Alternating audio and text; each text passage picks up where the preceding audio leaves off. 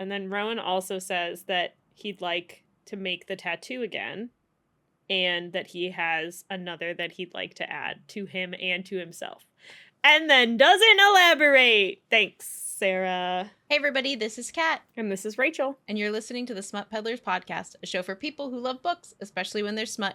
We discuss our likes, our dislikes, and share all our favorite moments with you. Today we're talking about Kingdom of Ash by Sarah J. Maas. So grab your favorite beverage and get ready to burn with us. This is part 4 of Kingdom of Ash. We have been reading this series in the romantic order.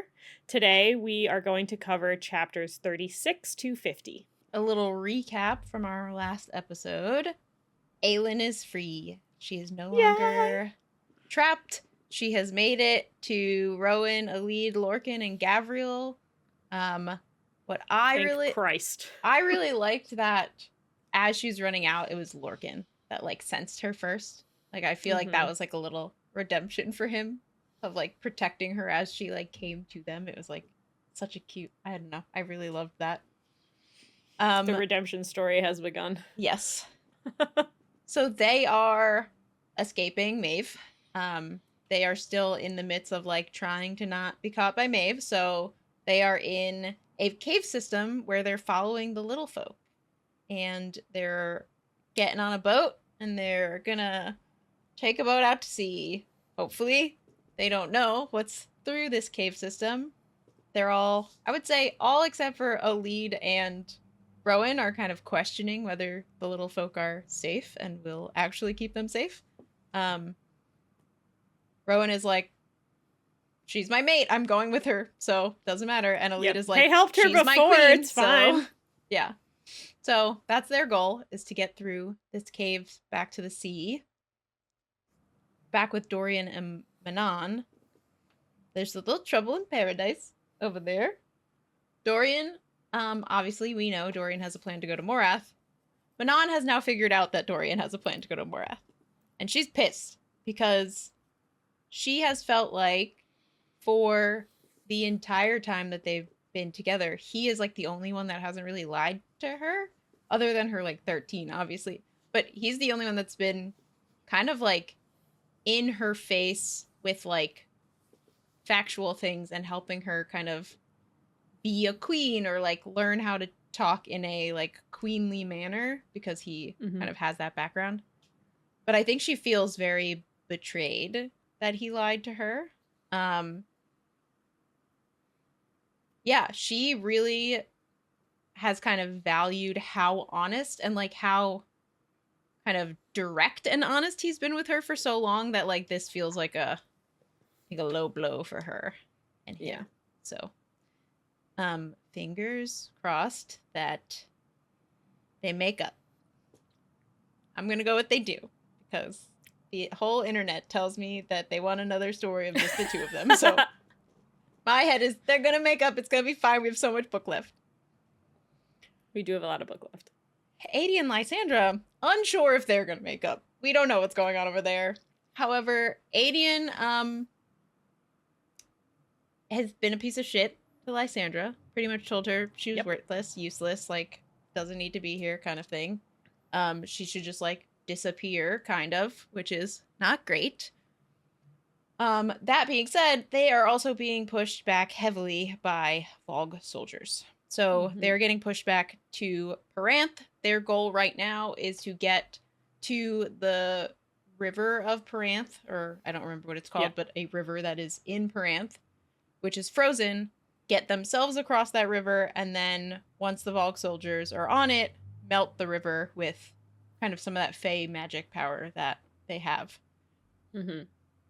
with their soldiers. And then hopefully kind of take a big chunk of the Valg soldiers out, drown them in that river, and maybe have a better chance of winning in their battle. Our last section, we had no update of Chaol and Yrene. However, we know that they were prepping for an attack on Anielle. And we do know that Sartaq and Nesryn are headed that way with Ruks. So, fingers crossed. We still know that Chaol's dad is a piece of shit. We do learn that he did send away his wife and child, though. So, not that big of a piece of shit. I don't know. He has a soft spot for two individuals when there is a large country that he is in charge of. But he kind of is, when they show up, he kind of is like, roll over, play dead kind of thing. Like, well, they're going to march on us and we don't have any means of protecting ourselves. And Chaol's like, that's why we're here. Dad, just, that's why we're here. So if you're not going to fight, I guess you can just do whatever the fuck you're going to do, and I guess I will do it. So that's where we've left off with them. We had no new characters, I would say. No, like, ones that stood out in this section. So I'm sure we will touch on one or two, but they're not like, they don't have big names. They're not, I don't know. They didn't feel like they would be that important if. Yeah. But who knows? So we start in this section. We are on the ship headed through the cave system. It's Elide's point of view. We get a little glimpse of how she kind of feels guilty for still having hatred towards Lorcan, even though she's kind of snippy with him in those conversations. Mm-hmm.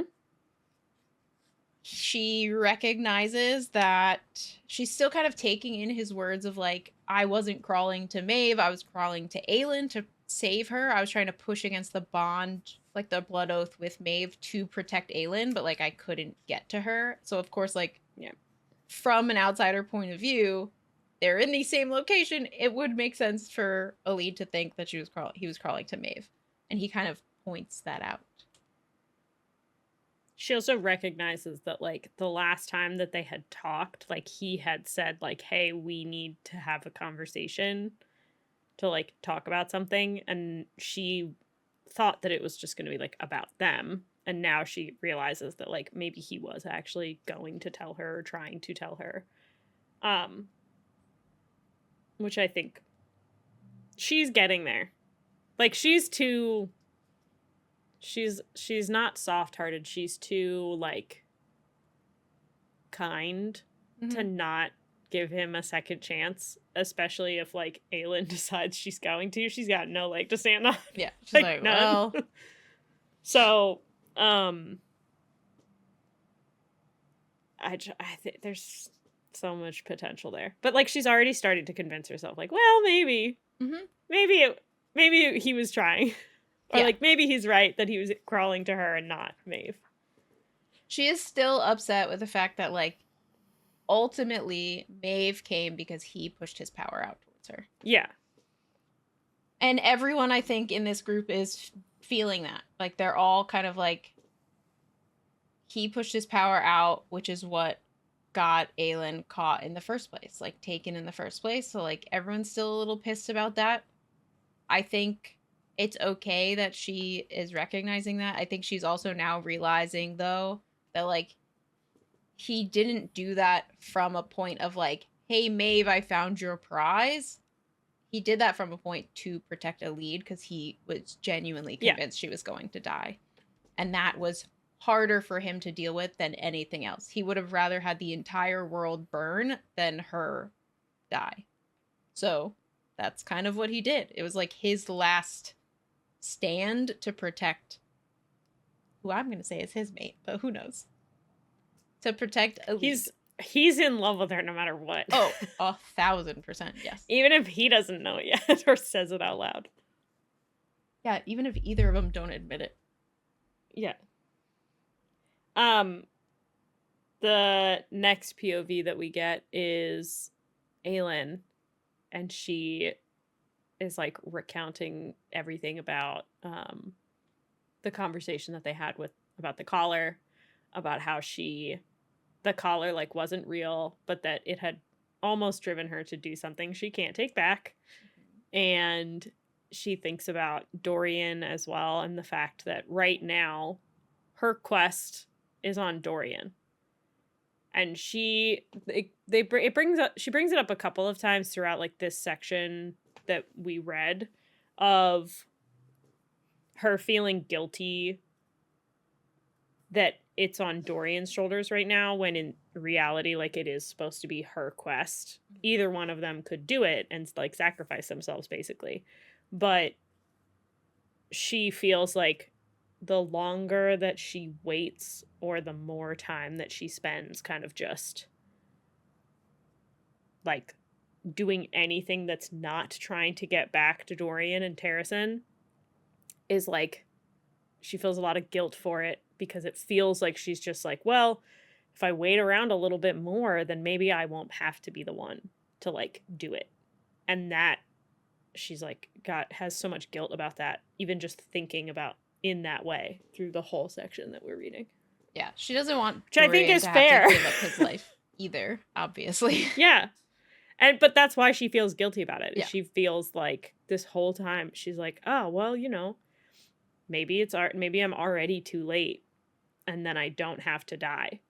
But feels so much guilt just thinking that, because she knows for her to not die, Dorian has to die. She's like, I don't want that either. So I don't want either of them to die. Yeah. Let's just not Neither do of that. them. We'll figure out a way around that. It'll be fine.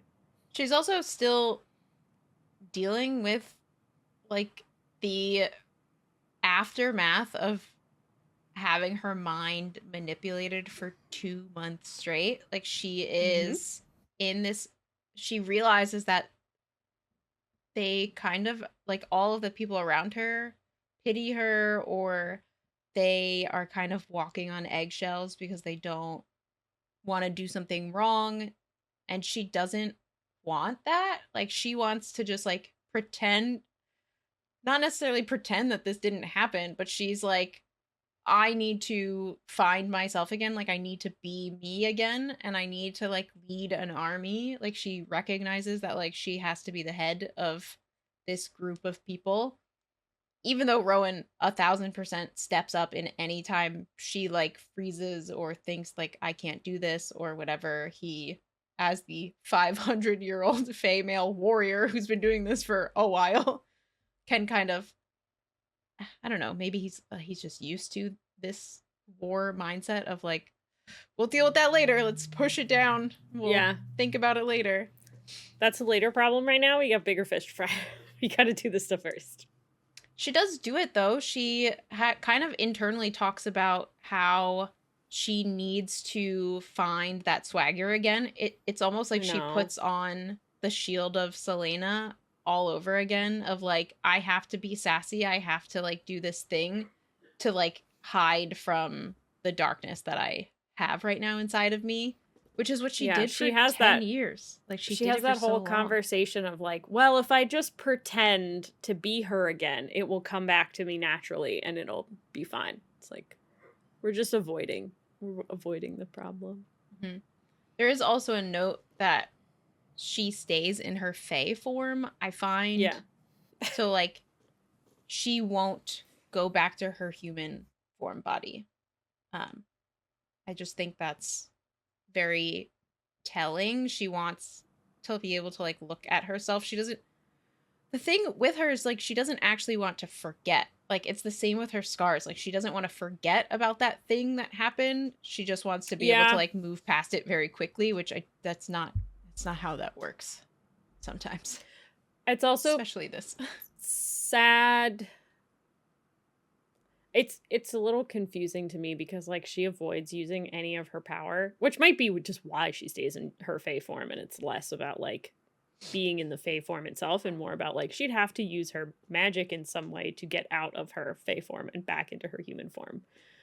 But she, like, does not. She, like, goes back to putting on the, like, shield of Selena, but doesn't go back to her human form. And avoids the shit out of using her magic or anything involving, like, who she is. It's so sad. We still get, like, we're very happy that she's out, but now it's like, she's out, and now she has to deal with the fact that she's out and safe. Yeah.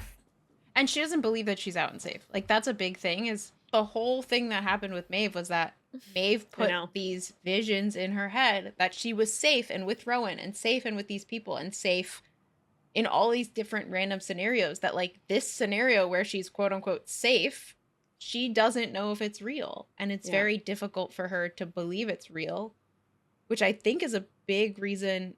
Like, I think that ties into with her magic. Like, she doesn't use her magic. It's noted, like, her magic roils, and she kind of pushes it down.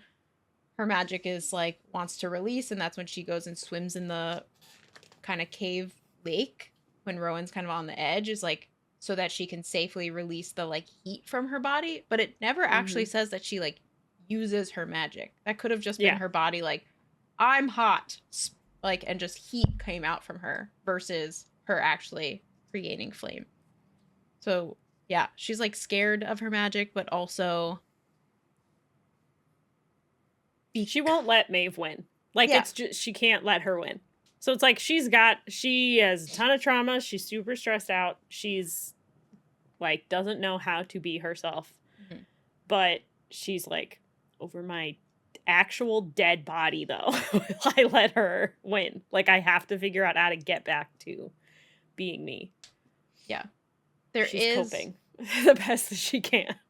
What I thought was very touching, and I know maybe he wasn't doing it for her, but it felt like he was doing it for her and also doing it for himself, because I think it helped her feel the most safe, because that was the one constant the whole time. Fenris also stays in his wolf form and doesn't transform back into his fae form. And I know it is likely because he's not ready to talk about Connell or ready to talk about all of the shit that he had to literally watch her go through. Can't talk about it if he's a wolf and can't talk. Yes. But also, I saw it as this, like, every time she glances at him, they still do their blinking. And it's like, that is the one constant.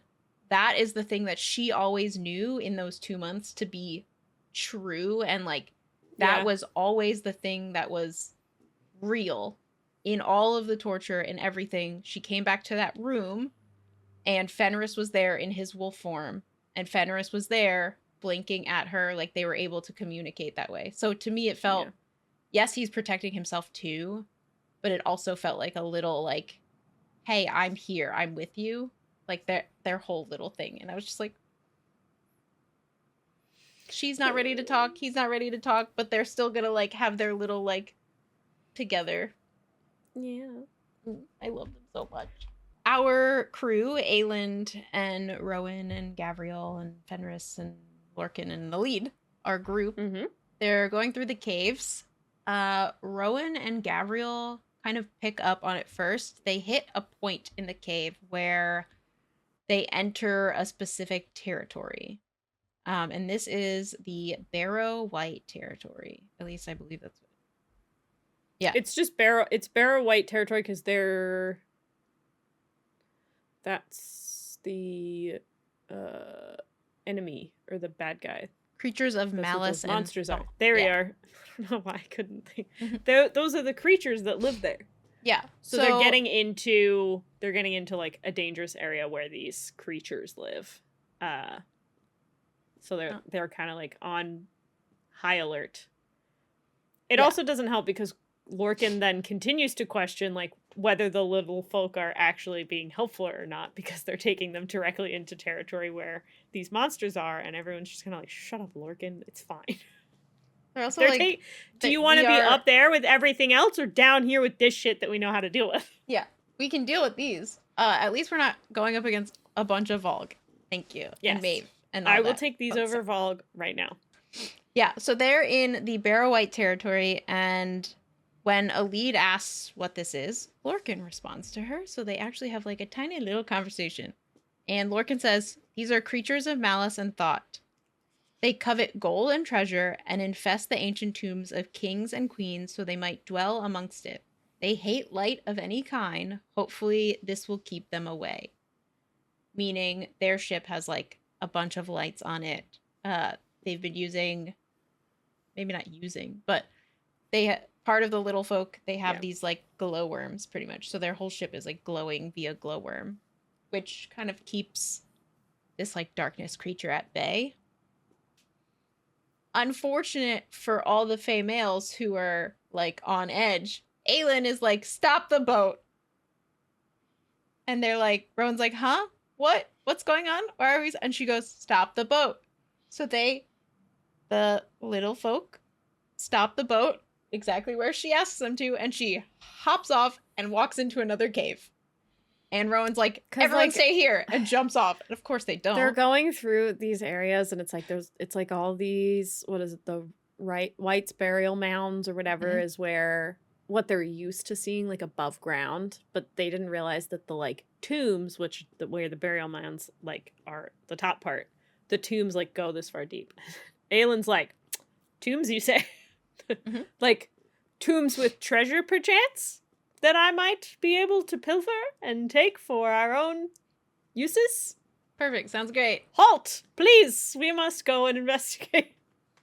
Yeah, so she just grabs a lantern and is like, see ya. Gotta says go. Nothing. Gets off the boat. Rowan's like, okay, everyone stay here. So makes he jumps everyone off. else stay. And of course, Gavriel and Fenris are like, fuck that. Jump off. Lorcan stays back with Elide because he doesn't want her going, and he knows that he also doesn't want her out of his sight and left with all the little folk that he doesn't trust. So Lorcan and Elide stay on the boat. Fenris, Rowan, AELIN, Gavriel, and Fenris all go through this cave. They don't know what she's looking for. Just Lorcan and Elide left. Yeah. It's so good. They don't know what she's looking for, but they follow her anyway. Yeah, they're just, all right, we're going to go.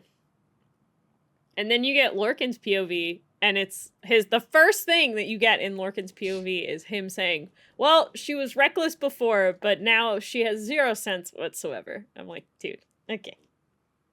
Cool. I mean, he believes that, I don't know, the Barrow-wights are going to attack her, and then she wouldn't be able to, that her and the 3 females with her wouldn't be able to protect themselves, I guess. I don't know. I'm surprised. I was surprised Elide stays on the boat. I was also, I think it was because after the other two leave, I don't know why Elide, I'm not fucking staying here with him. I'm out. Goodbye. She is uncomfortable, so he tries to reassure her that it'll be fine, it'll be safe. She's like, I don't fucking care. That's not what's happening right now. It's also the way he says it'll be fine, they'll be safe. He goes, Barrow-wights are nothing to fear if you're armed with magic. And then she goes, well, I don't have any magic. So forgive me if I remain alert. And then she says, it's not the whites I'm worried about. Ugh. God, this one sentence made me so angry. Because he says it will take time for her to readjust. And then she's still giving him fucking evil eyes. And he says, we got her back, she's with us now. What more do you want? And I was like, Lorcan, no!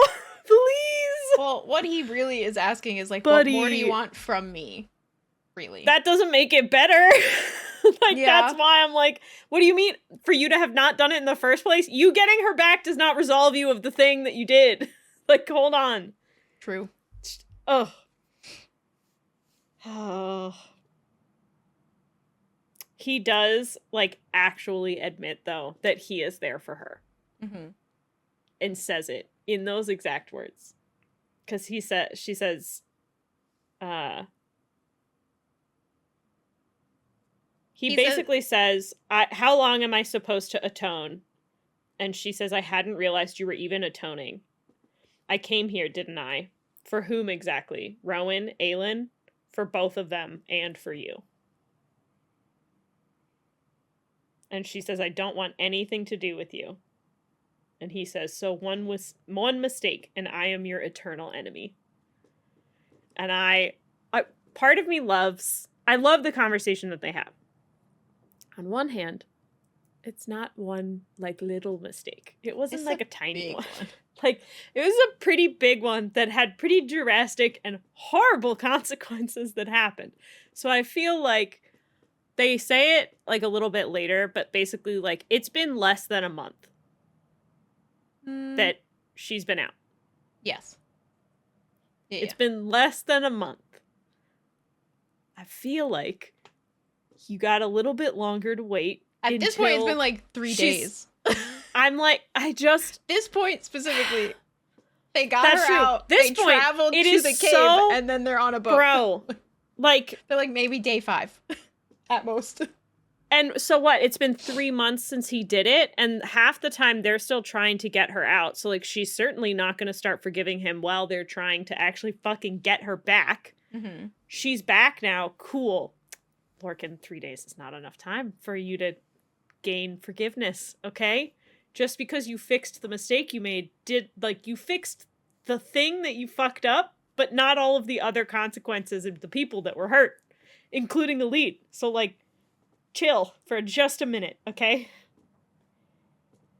But I do love this conversation.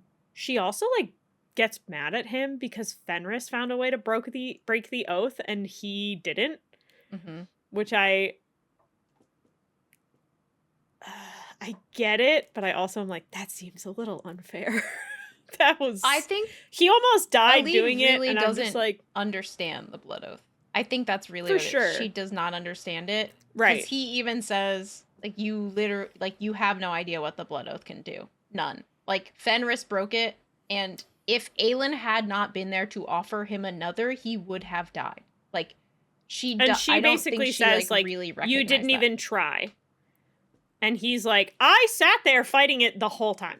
Like, I completely agree with him. It's like, to AELIN. I was not crawling to Maeve. I was fighting against it. You can't see the internal struggle that he has when he's trying to fight the blood oath. They have this whole conversation. She basically is like, I'm not forgiving you. I actually, and one of my favorite lines of this conversation is one of the things that he says. He says, resent me all you like. I'm sure I'll survive. Hurt flashed in her eyes. Fine, she said, her voice brittle. He hated the bitterness more than anything he'd ever encountered. He hated himself for causing it, but he had limits to how low he'd crawl. He said his piece. If she wanted to wash his hands of him forever, then he would find a way to respect that, live with it somehow. I love that. Like, that line, I remember reading that the first time around, and I was like, oh, I like Lorcan again. Good. Okay, cool. He's like, I like that he has he will chase after her, and he will fight to be with her and fight for her forgiveness. He can only to a do so. point, though. Yeah. Where, like, he's not just going to, like, berate her into like being with him by just going after it over and over and over and over again. It's like there is a limit where, like, I will just lay have it to all accept out and give up. Yeah, but I like, love this is that me. that line specifically was in there because Mhm. one, I think that it's really it fits Lorcan so well. Like, I do not see him at all as someone who would literally, like, I'll burn the world until you forgive me, or, like, I'll do every little thing you ask of me to get your forgiveness back. It's like, I still have principles that I'm gonna stick to but, like, I'll do everything that I can. Yeah. I liked that a lot. I love it. It's such a great way to This end is why that, I like, still get conversation. annoyed with fucking Chaol's redemption story, because, like, this shit's so good, okay? This is great. But Lorcan's The way that she writes this story is so good. I know. Well, Lorcan annoyed me, but I also liked him to begin with, so there's a difference there. Yes. They're two very vastly different characters. Yeah. Lorcan is the mafia guy that kills a bunch of people, but then finally has a girl he loves and is like, okay, just kidding, I'm not gonna do that anymore. I guess I care about, like, some people. I care about Just, this like, one person very in particular. specific people. Yeah. It's a short list, okay? But the list exists. Yeah, and I will die for them. But, like, just that one list, though. I'm not gonna help everyone else. I Literally can only count gonna the die amount for of that people person. on that list on a single hand. Mhm. Can you? Is Gavriel? Gavriel? Rowan. Fenris would probably be on the list eventually. He AELIN. says multiple times, like, he would fight Fenris, and let him kill him, he wouldn't Yeah. get the chance, but he would never kill Fenris. Like, that was kind of like the line. So it's Gavriel, Fenris, Rowan, Elide, AELIN. Dorian, maybe? No, I don't think he'd die for Dorian. I really don't. Lysandra. I think that's it. I think only because he knows what Lysandra's doing for AELIN. Aedion, he'd be like, suck it up, Buttercup. I think Lorcan would save Aedion over for Gavriel. Ooh. For Gavriel, I think he would because it's his kid. True. Guess that's fair. But it wouldn't be for Aedion. Like, if Aedion wasn't his kid, I think he'd be like, nah, fuck off, this is your problem. Fair. But I think just because it's Gavriel's kid, he'd probably... Yeah, I think he would. I don't know about Lysandra. I don't know if there's a situation that Lysandra could get in that really Lorcan would need to help her. No. She's too fucking badass. Yeah. So now we go... Lysandra. We're moving into the cave. So we have our Lorcan Elide moment. Now we go back to Rowan. And Rowan is like, not sure what's going on here, but we're entering this gold cave. And there is a, like, cloaked white figure at the center. And as they enter with their light, it kind of, like, cowers back. Like, it doesn't like. So we know that that is a barrow wight of some kind. It's not thrilled that they're in this tomb, which is filled with gold. Fenris also kind of like growls at it a little bit, and it kind of like cowers back because it like we learn like they don't like light, so like they're bringing light into this thing. It's pissed. It doesn't want them to take the gold. AELIN kind of plays up this whole thing that like we are here to ransack this cavern and take gold. So she just starts picking up gold and putting it in her pockets. And they're all like, what are we doing? What are we doing here? And she's like, I heard from a little bird that y'all don't have any money and like you guys are poor now. We need money. Like I have to as the queen, I gotta find us money. Here's money, we take money. Kind of thing. We're gonna need to buy a boat, we're gonna need to stay places to like travel back to Terrasen. And y'all are broke. Yep. We're not gonna just bully people into letting them keep us in a like give us a hotel room. Like that's not how that works. Gavriel we have is to like be under really uncomfortable with this course of action. Yeah. He is not thrilled. Rowan is also He's like, I'm sorry, we're gonna steal from the dead, and AELIN's like, do the dead need it? What are they gonna do with it? They're dead. Okay? We need to go save an I feel like the dead will be okay with it. If you're really that upset about it, I'll come back for it later. I don't know. I'll come back and give it back. What do we gotta do? Yeah. We need the gold, and they don't need the gold. So they start putting stuff in their pocket. Rowan just starts shoving stuff in his pockets, like not really thinking about it. There's a note that she's actually like looking at the items to like see what their value is, and he makes a note that like she's using her like Selena brain of like, oh yeah, that's right. She used to be like clothed in all these riches and fine goods, so she knows she's like what looking things through a are bunch worth. of like jewels and gems and stuff, and then and all picking of us, out stuff that's worth it. And then all of a sudden, Fenris flashes, like there's a flash in the corner that they notice, and Fenris goes back into his Fae form, and they all kind of like look at him, and the only thing he says is, we needed more pockets. We needed more pockets. And then just like pats his pockets like, okay, I can help. I was like, I didn't have pockets as a wolf. I had to go back to being a Fae. And this is all in like Rowan's point of view too.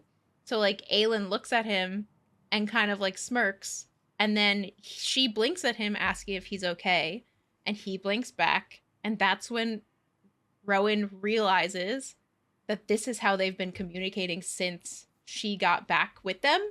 Like they had always had these little like blinks back and forth, and he's realizing that like they had a code for each other when they were in like Maeve's, I almost said care, but that's not the word. When they were pretty much under Maeve's control. Prisoners. yeah, when they were prisoners, it was just it was like in that moment he was like thanking Fenris internally for being there for her, but then also like the fact that they had each other. It was like this little bit where he was like, they had each other and they cared for each other that whole time. And she also, she like offers him a hug, like if he wants to be touched, and he accepts it, and like they have a hug. And Rowan is like in his brain he's like, I'm so happy they had each other, but also I really need to get my shit together. The territorial Fey bastard shit is like, don't touch her. What the fuck?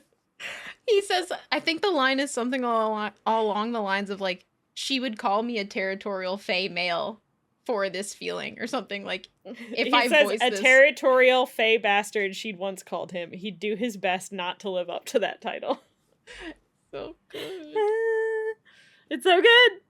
AELIN, they basically, the two of them, like, they have a little moment. He thanks her. She thanks Fenris.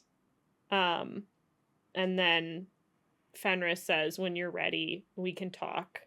And she says, likewise. And then she says, I gave you the blood oath to save your life, but if you don't want it, Fenris, we can find some way to free you. And he says, I want it. It is my honor to serve this court and serve you.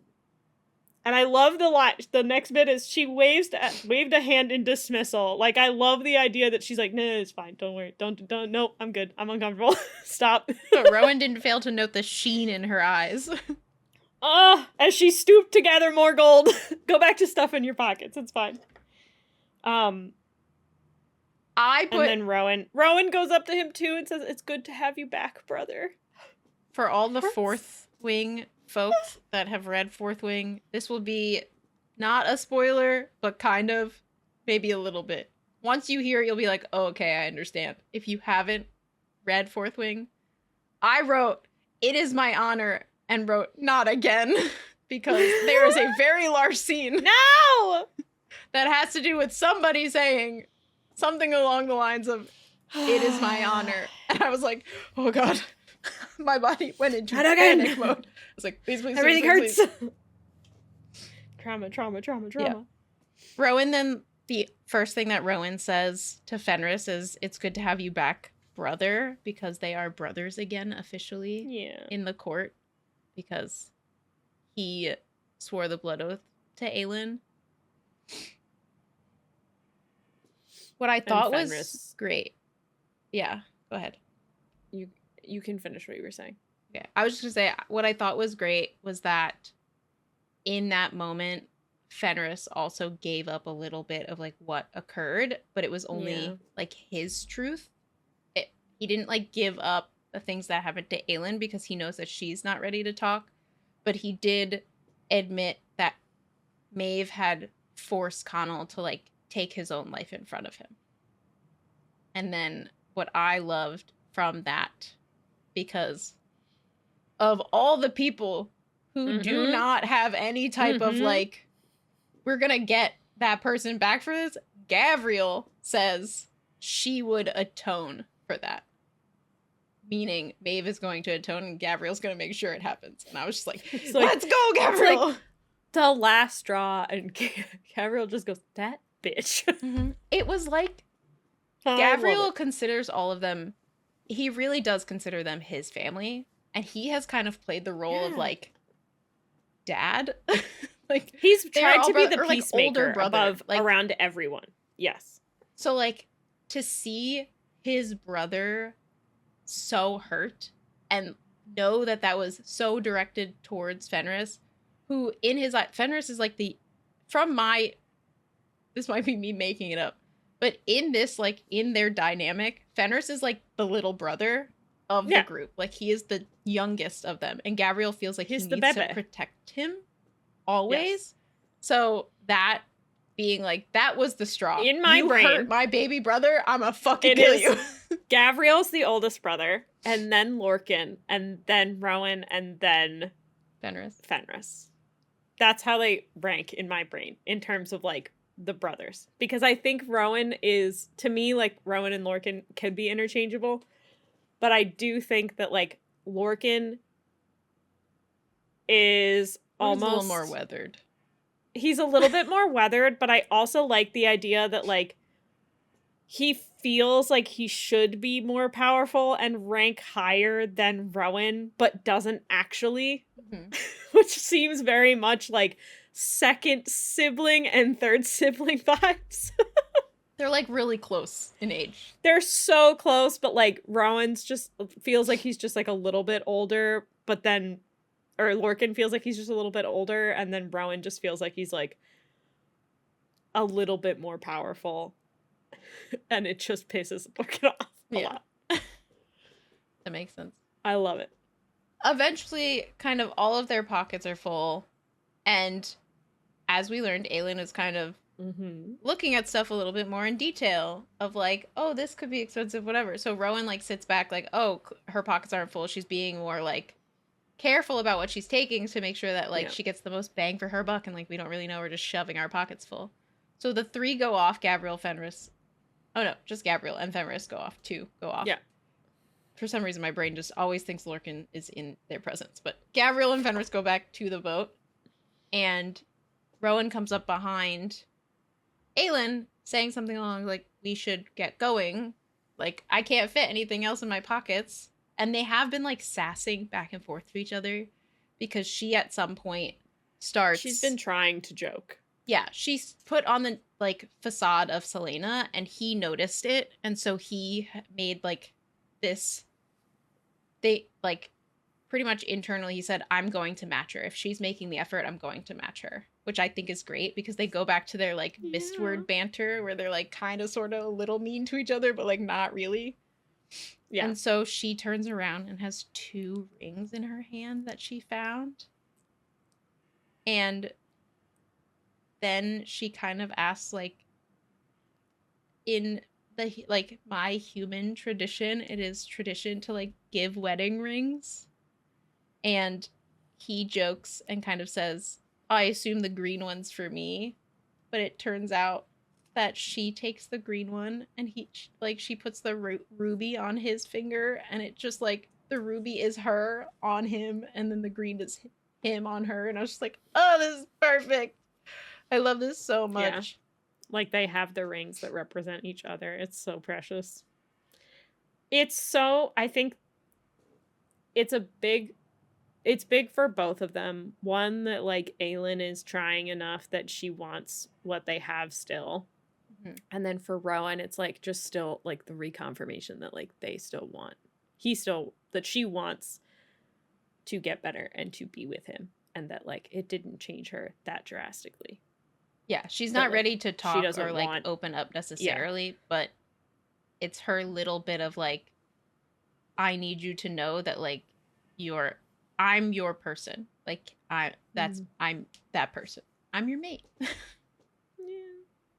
Even if I can't say it right now. Yeah. Soon. Later. Just a little more time. They slide the rings on each other's fingers, and they say, to whatever end.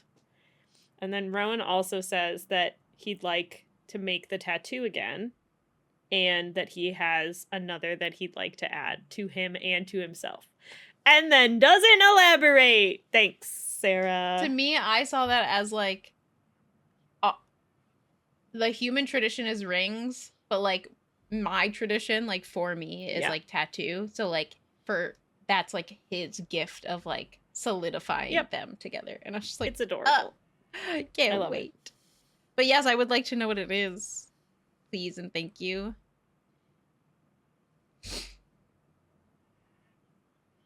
There's, like, a really quick moment where, like, he gets close enough to her that he, like, shows her that he would like to kiss her, and she, like, backs away and is, like, just not ready for that yet.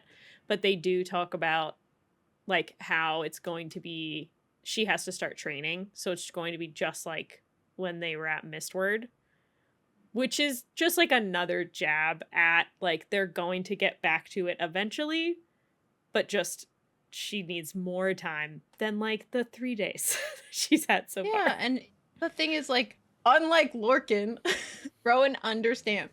He's like, Rowan's I've like, been cool, through no this with her problem. before. Yeah. We'll just start from the beginning. We'll start with training, because that's how she gets a lot of her anger out. Like, let's do that. It'll help her release a lot of the stuff that she needs to release. I liked, he goes, Rowan gave her a crooked grin. Just like old times, he said, following her out of the barrow and back toward the Ebony River, but with far less sleep. He could have sworn the passageway heated, but AELIN kept going. Later, that conversation, this unfinished business between them, would come later. Hee hee. Hee hee hee. Oh, it's just a nice little, like, hey, I still love you. I'm just a little broken right now. Like, yeah. I'm still here. I'll come back eventually. I just need time. Yeah, I just need some time. So they all get back to the boat, and they start their travels again. Fenris and Lorcan are not necessarily at each other's throats, but, like, Fenris, anytime Lorcan says anything, Fenris just kind of, like, growls at him, like, walks away, which I think is hilarious. The only reason that man is still alive and breathing is because AELIN has not given him permission to kill Lorcan. Yeah. Like, straight up, that is can't the fucking reason. kill Lorcan. So they're kind of resting and making their way out, and all of a sudden, like, AELIN is asleep. They're all kind of dozing off on the deck, and Rowan, like, whispers to AELIN to open her eyes and to, like, look. And as they're going through the caves, there were a bunch of blue lights above them, and it turns out that there were thousands of glowworms, and it just looked like stars. And it was just like, even in this dark cave, like, even in this darkness, there's still a sea of stars and light right there. Like, there's gonna be an end. To me, it was like, we're gonna make it. After this darkness, there's gonna be something there, and it'll be great. What she teases it. She's like, it'll be fine eventually. It's like, fuck you, Sarah. You're sure. Okay, cool. I'll believe it when I actually read it. We also learned that AELIN kind of had the ulterior motive of getting these rings when they were talking about, like, oh, these things like to have gold and, like, all these things. She was like, about that. And that's why she kind of went off, was mostly because she wanted to, like, have this little gesture to Rowan of, like, here's this thing. And her inner dialogue literally says, the trove was an afterthought. Yeah. Okay, great. Strategic afterthought, at least. Like, you know, we were gonna take it, but the rings were the most important bit at the moment, which is so sweet. Yeah, it was so nice. A star song carried along the river current, running beside them for the last miles to the sea. And then we leave our group and go hang out with some other folks. We're going to be leaving the caves, leave the group. So now we check in on Anielle. Things are going great. They are 5 days into the siege, basically, and they're just... I would say it's just they're all still alive. They're not necessarily winning. They're not necessarily losing. They're just... It's a siege. So they're just there. They're holding their line at the moment. Hanging out while the army outside just beats the shit out of the walls trying to get in. Nesryn and Borte are, like, bantering back and forth, which I love so much, because Borte says something to the effect of, like, I'm surprised that Sartaq let our future empress, like, anywhere near this stuff. And Nesrin's response is, where's your guy? Like, where's he at? She's just like, fuck off. Hold on. Wait a second. We get Yrene's point of view as well. Yrene is struggling to keep food down because she's pregnant, and they are all just she's spending as much of her time worrying about anything other than the fact that she's pregnant as she possibly can. She is a busy lady. She is doing everything that we would expect her to do. She's helping families make sure that they're safe inside. She's, like, making sure that they stay away from, like anything that would potentially put them in danger. And Windows, making weak sure points, all that kind of stuff. Yeah. Because a big thing right Making now sure is that they're hauling they're basically catapults. being bombed. Yeah. They're catapulting large rocks at their... Yeah. Don't stand next to a window is a really good piece of advice. Yeah. And helping, like, the healers as much as she can. They are just making so many potions. Like, trying to heal as many people as they can. Because what they have is what they have. They have no reinforcements. So, correct. This is really all they got. They're just kind of waiting until the rest of the army hopefully arrives in time to help them.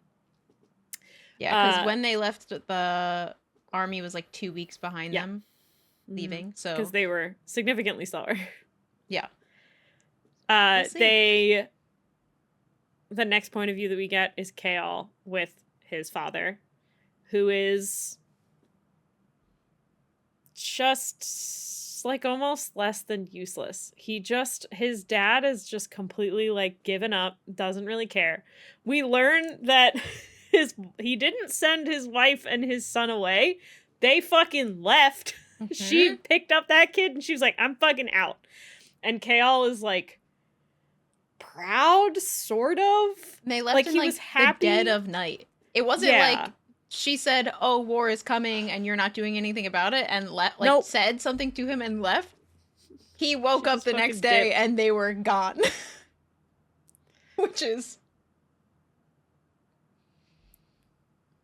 Chaol's rationalization is like, I'm proud of her because she's dealt with his shit for fucking years, and now when it's like danger time, she takes basically who she's considering at this point because she doesn't know where Chaol is or what was going on with Chaol. Like, the only thing that they had left of their future. Like, that, her other son is like, that's the other kid that they have, that's their whole future. And his dad is just, like, wearing, like, some old armor and just not... He's, like, not leading his people. He's making disparaging comments and, like, not trying to rally any of them. Feeling sorry for himself. He's like, well, what do I have to live for? Your mother left me with my only son who would take up my heir. And you're like, bro, I'm right here. Like, I'm trying. Also, like, just because they left doesn't mean that you still can't fight for, like, them to come back. Like, do you not want them to come back? You're also like, the lord of a territory. Like, it is literally your job to protect the people in your territory. That's kind of the whole point. For someone who gives so much of a shit about only his own territory, he really just doesn't actually make any effort whatsoever to protect the only people that he's claimed to care about this entire time. Mm-hmm. Ugh. And, like, makes comments about, like, previously they've lost in this situation. And Chaol's like, we have Ruks now, like, we have all of this extra, basically, like, firepower. And his dad's just like, nah, we're screwed. It's over. Says, like, it give up doesn't now. Matter. Like, okay, cool. Thanks, Dad. Really helpful. Really lordly behavior. Chaol gets really frustrated and says, if you do not lead these men today, then I will. And his dad looks at him and just says, your wife is pregnant. Chaol's like, huh? Yrene? What do you mean? And he's like, he says, a skilled healer she might be, but a deft liar she is not. Or have you not noticed her hand frequently resting on her stomach, or how green she turns at mealtime? Such mild, casual words as if his father weren't ripping the ground out from beneath him. I don't understand how Chaol didn't see it. If she's being so obvious that him, the man who really doesn't seem to give a shit or pay attention to anything, noticed that she's pregnant, probably. Well, we learned when Chaol got back there that his dad does pay attention, and it is the reason, like, he never pledged an allegiance to Erewhon, because he knew that a Dark Lord like lived in that king or whatever. Like he even says it to Caleb, like, "Oh yeah, I knew a Dark Lord. That's why I kind of like played Switzerland. Like I just played. I am the Swiss. I am impartial, third party. Don't worry about it." Yeah, he pretty much was like, "Oh yeah, I'm totally on your side. You don't have to worry about us. Like we're totally on your side." And then like would go back into Anielle and like pretend like nothing bad was happening, and then would meet with the king again and be like, no, like we're totally on your side. Like we have armies for you. It's Don't all you worry. good. Like you don't have to think about us. We're gonna help you get to. We'll just connect the dot between the two places. Like we're perfect, great. You don't have to take us over because we're on your side already. It didn't fully surprise me that Dad caught on. Because he is an asshole, but I think he's kind of like Dorian in the sense that like he's been so like in it for so long that he watches, but he acts like aloof. Yeah, and like he's not paying attention. Yeah, I just feel like in this, he's just an asshole about it, and Dorian's. I think he just noticed before he really started to like think that all is lost. Because he's really being sorry for himself in this chapter specifically.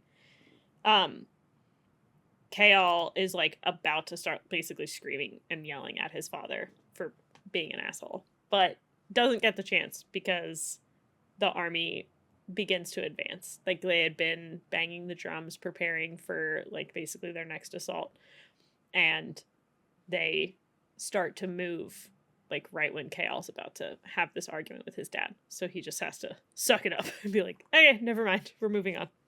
Yeah, there was one note that Chaol's father pretty much said, this has happened before. They've shown up at our doorstep before. They drummed for 3 days before they actually did anything. And then they realized that like that's not what they were doing this time. They drummed, and then the second the drum stopped, that's when they start kind of moving in. So it's not been long enough. It's been a day since they kind of arrived. So in the back of my brain is still just what's going to happen with that dam. Just keep thinking about the fucking dam. That's all I keep thinking about. Every time I hear Chaol, I'm like, what's going to happen with this fucking dam and the Ruks? And I'm scared. It'll be fine. Yeah. We won't need to everything flood the entire... It's fine. Let's go talk about Manon. We'll just avoid the problem entirely. Yeah. So we left Manon where she's pissed at Dorian. Right before that, they were in the process of burying the Kraken witches that died. Yep. And it was just the 13. So at this point, they're all buried. And as they're kind of walking back, Bronwyn, who is just like the main witch that they talked to at the very beginning, who like was not on board with Manon at all, does not like Manon, walks next to her and gives her a little insight of like where potentially the Krakens might be heading. It's like this little olive branch. She's like, I don't love you, like you're not my favorite, but what you did just now was very commendable. Step in the right direction. Goodbye, but you're still an asshole. So like it's this little bit of like, I'm going to walk near you. We're going to have this slight little conversation that doesn't necessarily like fully matter as my like, I see what you did. That was commendable, but now I'm going to leave you kind of thing. They finally get back. Respect. Yeah. But not forgiveness. This like very little bit of respect. They get back to like the camp or like the main... Everything that happens with the witches is like around their main like hearth. So like they get back to this like main fire hearth. And when they arrive, the 13 are pretty much like sit back and are eating while the Krakens are debating whether or not they're going to head further into Eelway, if they're going to head north, if they're going to go like pretty much trying to figure out where they're going. And it's all of like the head Krakens of each individual like keep wanting to say camp. That's not correct. Coven? It's not really coven. That's though, a better. Because... Well, yeah, it's all one coven technically, but they all have their own little like sectors of the Kraken witches. So like each head of those little sectors are kind of talking and debating on where they're going to go. Because there is a hierarchy. I think the Kraken are pretty good about like letting everyone speak up if they have a concern. Yeah. But there is still that like there has to be a voice to talk for the people of their group. So they kind of are doing that. While that's happening, Manon talks to her 13 a bit. And they ask, they ask if we're gonna, like, if they're gonna follow the Krakens where they go, if they are gonna head to Terrasen, like, what their plan is. Because their whole goal was to win the Krakens over. And so Manon pretty much tells them, like, I'm kind of putting the keys aside. Like, I'm putting the whole Erewhon thing aside. Because what I need is, like, I want to bring the Kraken witches and the Iron Teeth witches home. Like, she wants to gain the wastes and gain the trust of both parties to reunite them. And kind of, like, then they can have this place and have a better world. It's like, she's still using that little bit of, like, a better world passage from AELIN, like, hoping on this, like, better world that they could have. Yeah. But she is also a warrior, and she knows how to fight. So she pretty much says to them that, like, if the Krakens will not rally a host, then I'm gonna go get some trained warriors. And when questioned, she goes, there's a certain blue blood that has a life debt to me. And so she's referring to going to the Farian Gap to pretty much meet with Petra and hopefully win her and whoever is there over. Mm-hmm. Which I'm very excited about. It's a great plan. I love this plan a lot.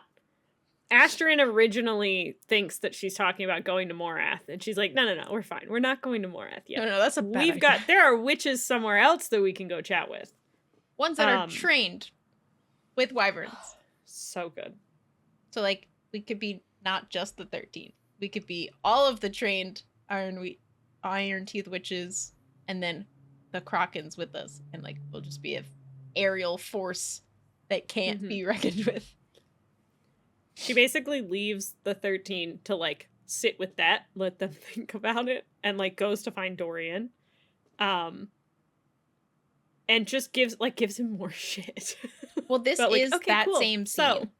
So this is the same scene that Dorian, like, we had Dorian's point of view in the last episode. Yeah. Turning into a raven. This is the scene where she walks in on Dorian, who summoned Kaltain. Like, she sees Kaltain, she knows who that is, because Kaltain is the reason Morath crumbled. Like, Manon was there for that whole scene.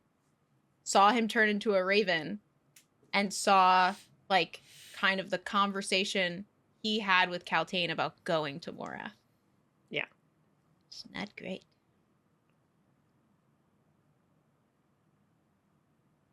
When exactly were you going to inform me that you were about to retrieve the third word key? When I left. Dude. When I wasn't here anymore to face your wrath, so I didn't actually have to have a conversation with you about it. Cool. I love that. It's basically breaking up over text. It's fine.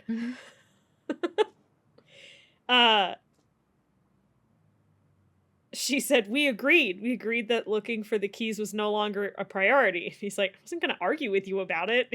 Like, you had made the decision. It wasn't a discussion. Yeah, this is when she gets frustrated. Because, as we kind of talked about before, like, she has been, I think, very grateful to Dorian that he has not lied to her. And that he's told her, like, the hard truths and pointed out stuff about herself that she was, like, not ready to accept. And now, like, he just straight up did not tell her about this at all. And, like, has actually been deceiving her by saying that he's agreeing to stuff that, like, he's not actually going to follow through with. I don't like that part. I think that's shitty. I think that he should have fought her on some of that stuff a little bit more rather than just being like, yep, sure, same page, and then was like, no, of course I was lying. Like, what the fuck? Just because you didn't want to argue with her about it? I think the biggest thing it comes down to is that she kept questioning, what is he gonna do if they can't get AELIN back, because then he is the only other option. And he never told her that he accepted that as his fate. And I think that is where she really feels like where the big lie is like, for her, That's it felt true. like, yeah, he wants to die, but he hasn't accepted that this is gonna like be on him, that like he now has to give up his life for the keys.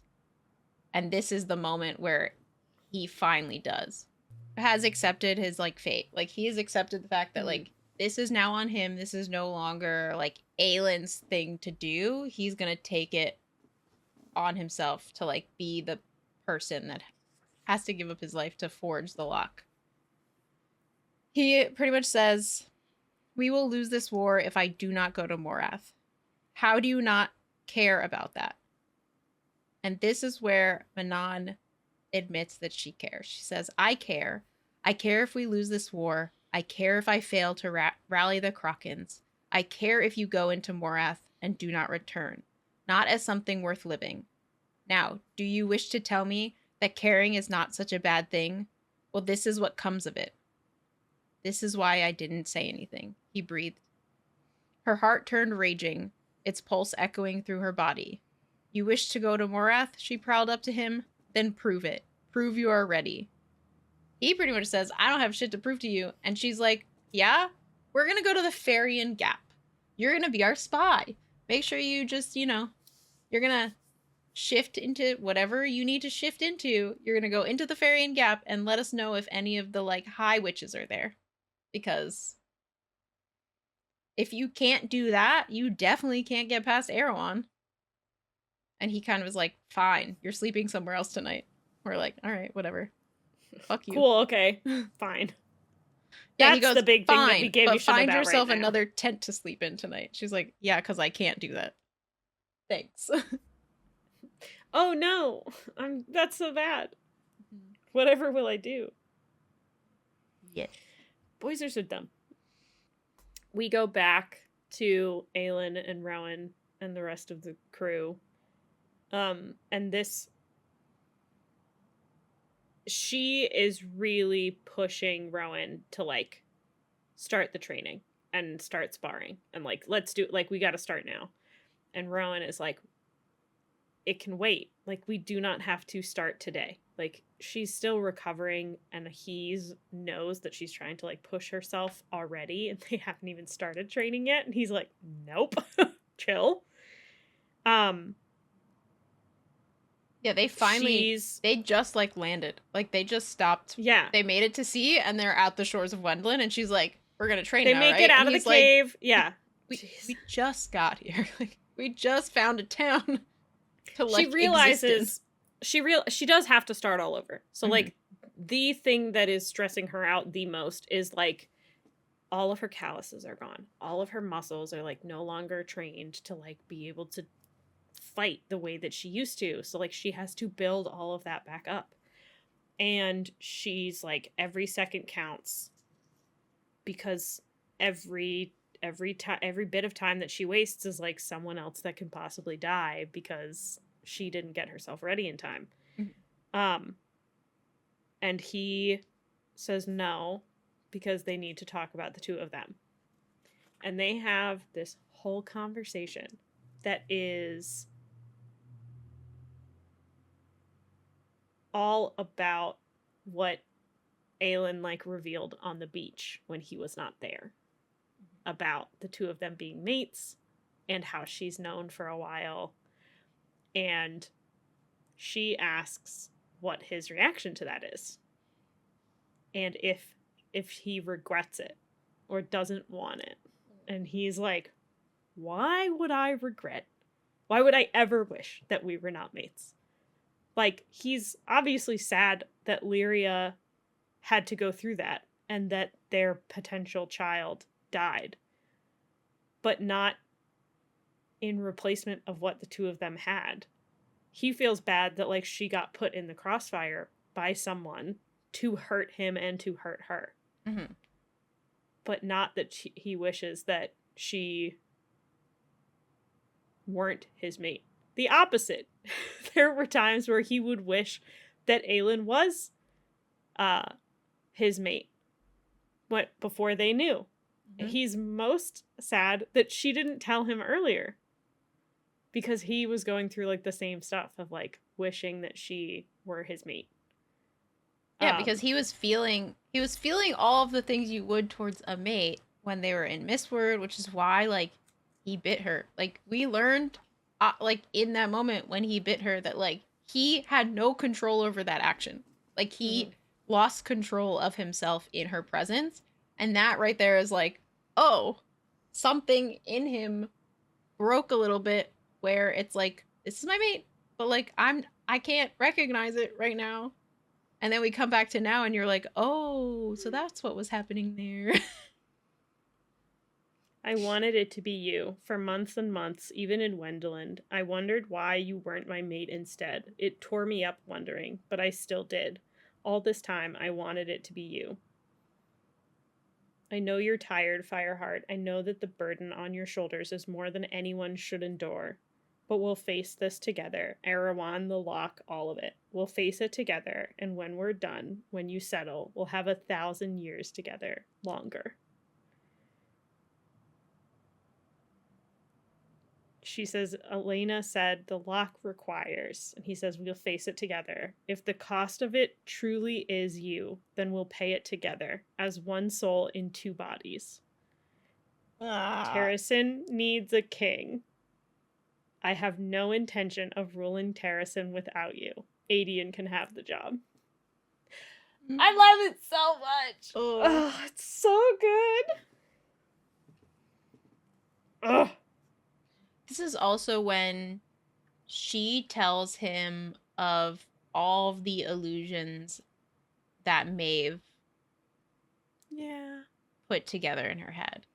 She played out ones where Lyria was never like in the picture, and we knew when we first met each other when I turned 20, and like all of these other scenarios that she played out. She played other ones where like Lyria wasn't in the picture, but like the war had gone totally wrong, or like something where Erewhon won and you died. And ones where like he was dead. Yeah. And she says, those realities, I stopped being useful to her when she told me you were gone. She couldn't get me to talk, to think.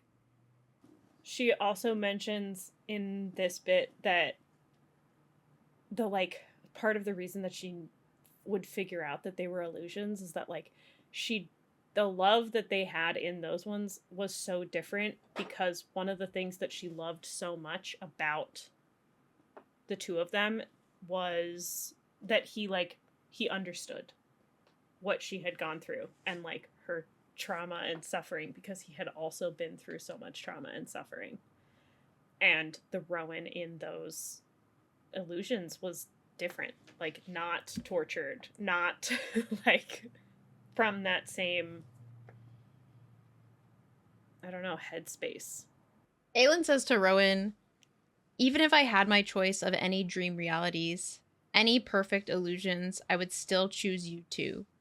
Meaning she would still choose this reality that they have, which I think is so sweet because of all of the twists and turns that Maeve like put in her head. Like she put all of these like perfect quote unquote realities where like she doesn't find war. She doesn't have to fight. She can live in this like happy little bubble with Rowan, get married, have kids, like do all the things that she ultimately wants to do with him without all of the like sadness, without the life of her being Selena, without kind of all of the bad that she had to go through to get there. And she still says that she would choose this one. She would choose having to like forge this path with him, which I think is very sweet. She then frowns up at him, which I think is so cute. She goes, "Why aren't you kissing me?" And he responds, "I thought you might want to be asked first. That never stopped you before. This first time, I wanted to make sure you were ready."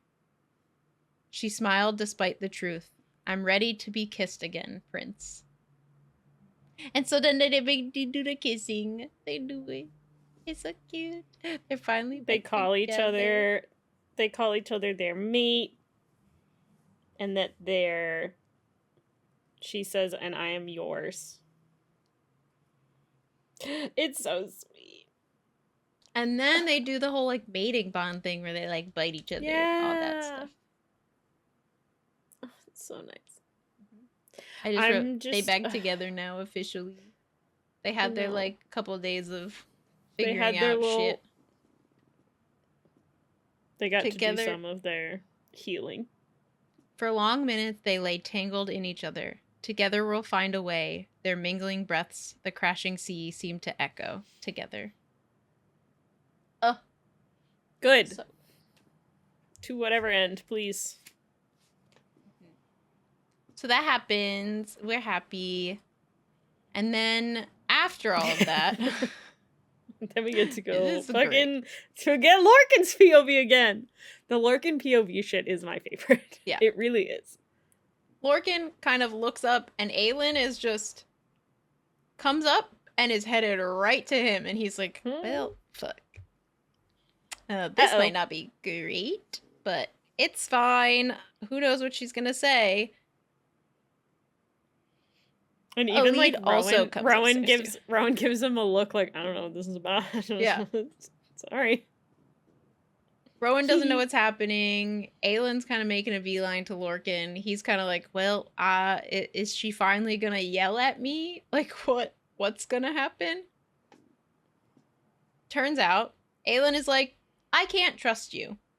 You were bloodsworn to Maeve. You worked kind of against me to call Maeve. Like, you've wanted me dead for a while. Kind of your fault I got captured. You're the reason I got captured, kind of thing. You sent information back to Maeve. How do I know that now you're not going to do the same to get back into her good graces? Yes. There's one way that you can be pretty sure. Yep. That he's not going to go against you. She pretty much asks, do you plan to sail with us to Terrasen? He says yes. Do you plan to join us in this war? And he says, I'm certainly not going there to enjoy the weather, which is the typical Lorcan response. Great. So then she goes, then this is how it's going to work. You were Maeve's second in command. I cannot trust the fact that you were Maeve's second in command.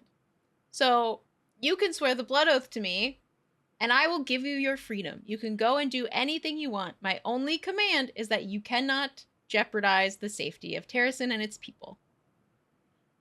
Which, swear the blood oath to me, and I'll let you roam wherever you wish. Fenris, of course, was not thrilled by this, because Fenris is like, fuck that guy. I'm still mad at him. And what exactly do I get out of it? AELIN's eyes slid over her shoulder to where Elide watched, mouth agape. Well, you'd be allowed in Terrasen. That's what you will get. Where you choose to live within Terrasen's border will not be my decision. Not her decision or his, but that of the dark-haired female gawking at them. Yeah, a little bit of that. And if I refuse, Lorcan dared to ask, then you will never be allowed to set foot in my kingdom, or to travel further with us, not with the keys in the balance and Maeve's army at our backs. That sympathy remained. I can't trust you enough to let you join us any other way. But you would let me swear the blood oath? I want nothing from you, and you want nothing from me. The only order I shall ever give you is the one I would ask of any citizen of Terrasen, to protect and defend our kingdom and its people. You can live in a hut in the Staghorns for all I care. She quietly tells him, so no one else can hear, that, she does not have any other choice. She cannot trust him to, she can't risk Terrasen in that way. Mm-hmm. He either has to take this or he needs to go. But she says, but I would not take something as precious away from you. I think she does it only because, if Elide were not in the balance, she would not, she'd be like, nope, out. Outie, get out. But she knows that Elide is still in play. And she's like, I'm not going to take that. I think it's more that she says, I would not take something so precious away from you. And I actually think that AELIN does mean it. But I do think that it's more for Elide because she knows that she knows Elide's going to forgive him. Mm-hmm. He says, what you don't realize is that is no longer a possibility. Again, that hint of a smile and glance over her shoulder towards Elide. It is. Her turquoise eyes were bright as she looked back at him, and there was wisdom on AELIN's face that he had perhaps never noticed before. A queen's face. Believe me, Lorcan, it is. He shut down the hope that filled his chest, foreign and unwanted. But Terrasen will not survive this war. She will not survive this war without you. It is your choice, she said simply. Lorcan allowed this man himself chooses to look. a lead so goddamn fast. Of course. Oh, yeah. He takes a second. Lorcan allowed himself to look at Elide, foolish as it might be. She had a hand on her throat, her dark eyes so wide. It didn't matter if she still offered him a home in Parranth, if the queen spoke true. But what did matter was that What did matter was that AELIN Galathinius had meant her promise. He was too powerful, his allegiances too murky for her to allow him to roam with her, to enter her kingdom unfettered. She'd let him go, keep him out of Terrasen, even if Erewhon's hordes were descending, just to avoid the other threat at their backs, Maeve. His only agreement, in true Lorcan fashion, is fine. And then Fenris murmured, God spare us. AELIN says to him, you'll have to let him live, you realize. No to the death dueling, no vengeance fighting. Can you stomach it? If I tell you he's a prick and a miserable bastard to be around, will it change your mind? Isn't that why we love Lorcan, though? It's so good. She gave him a smile that told Lorcan she remembered every detail of their initial encounters in Rifthold.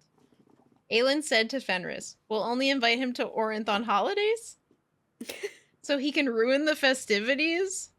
I, for one, cherish my holidays. I don't need a misanthrope raining on them. That's how you say that, right? Misanthrope. Need a misanthrope raining on them. Whatever. I don't care. He doesn't want a sad man raining on his holiday. She says, fine. You won't try to kill Lorcan for whatever happened in Eway, and in exchange, we won't invite him to anything. This was the sort of court he'd be joining. This whirlwind of... Lorcan didn't know what the word was for it. He doubted any of his 5 centuries had prepared him for it, though. AELIN extended a hand. You know how this goes, then. Or are you too old to remember? Lorcan glared and knelt, offering up the dagger at his side. A fool. He was a fool. And yet his hands shook slightly as he gave the queen the knife. AELIN weighed the blade, a golden ring capped with an obscenely large emerald adorning her finger, a wedding band. He glanced where Whitethorn stood to the side. Sure enough, a golden ring lay on the warrior's own finger, a ruby built into the band, and peeking above the collar of Rowan's jacket, 2 fresh scars lay. A pair of them now marked the queen's own throat. Done gawking? AELIN asked Lorcan coolly. He scowled. Say it.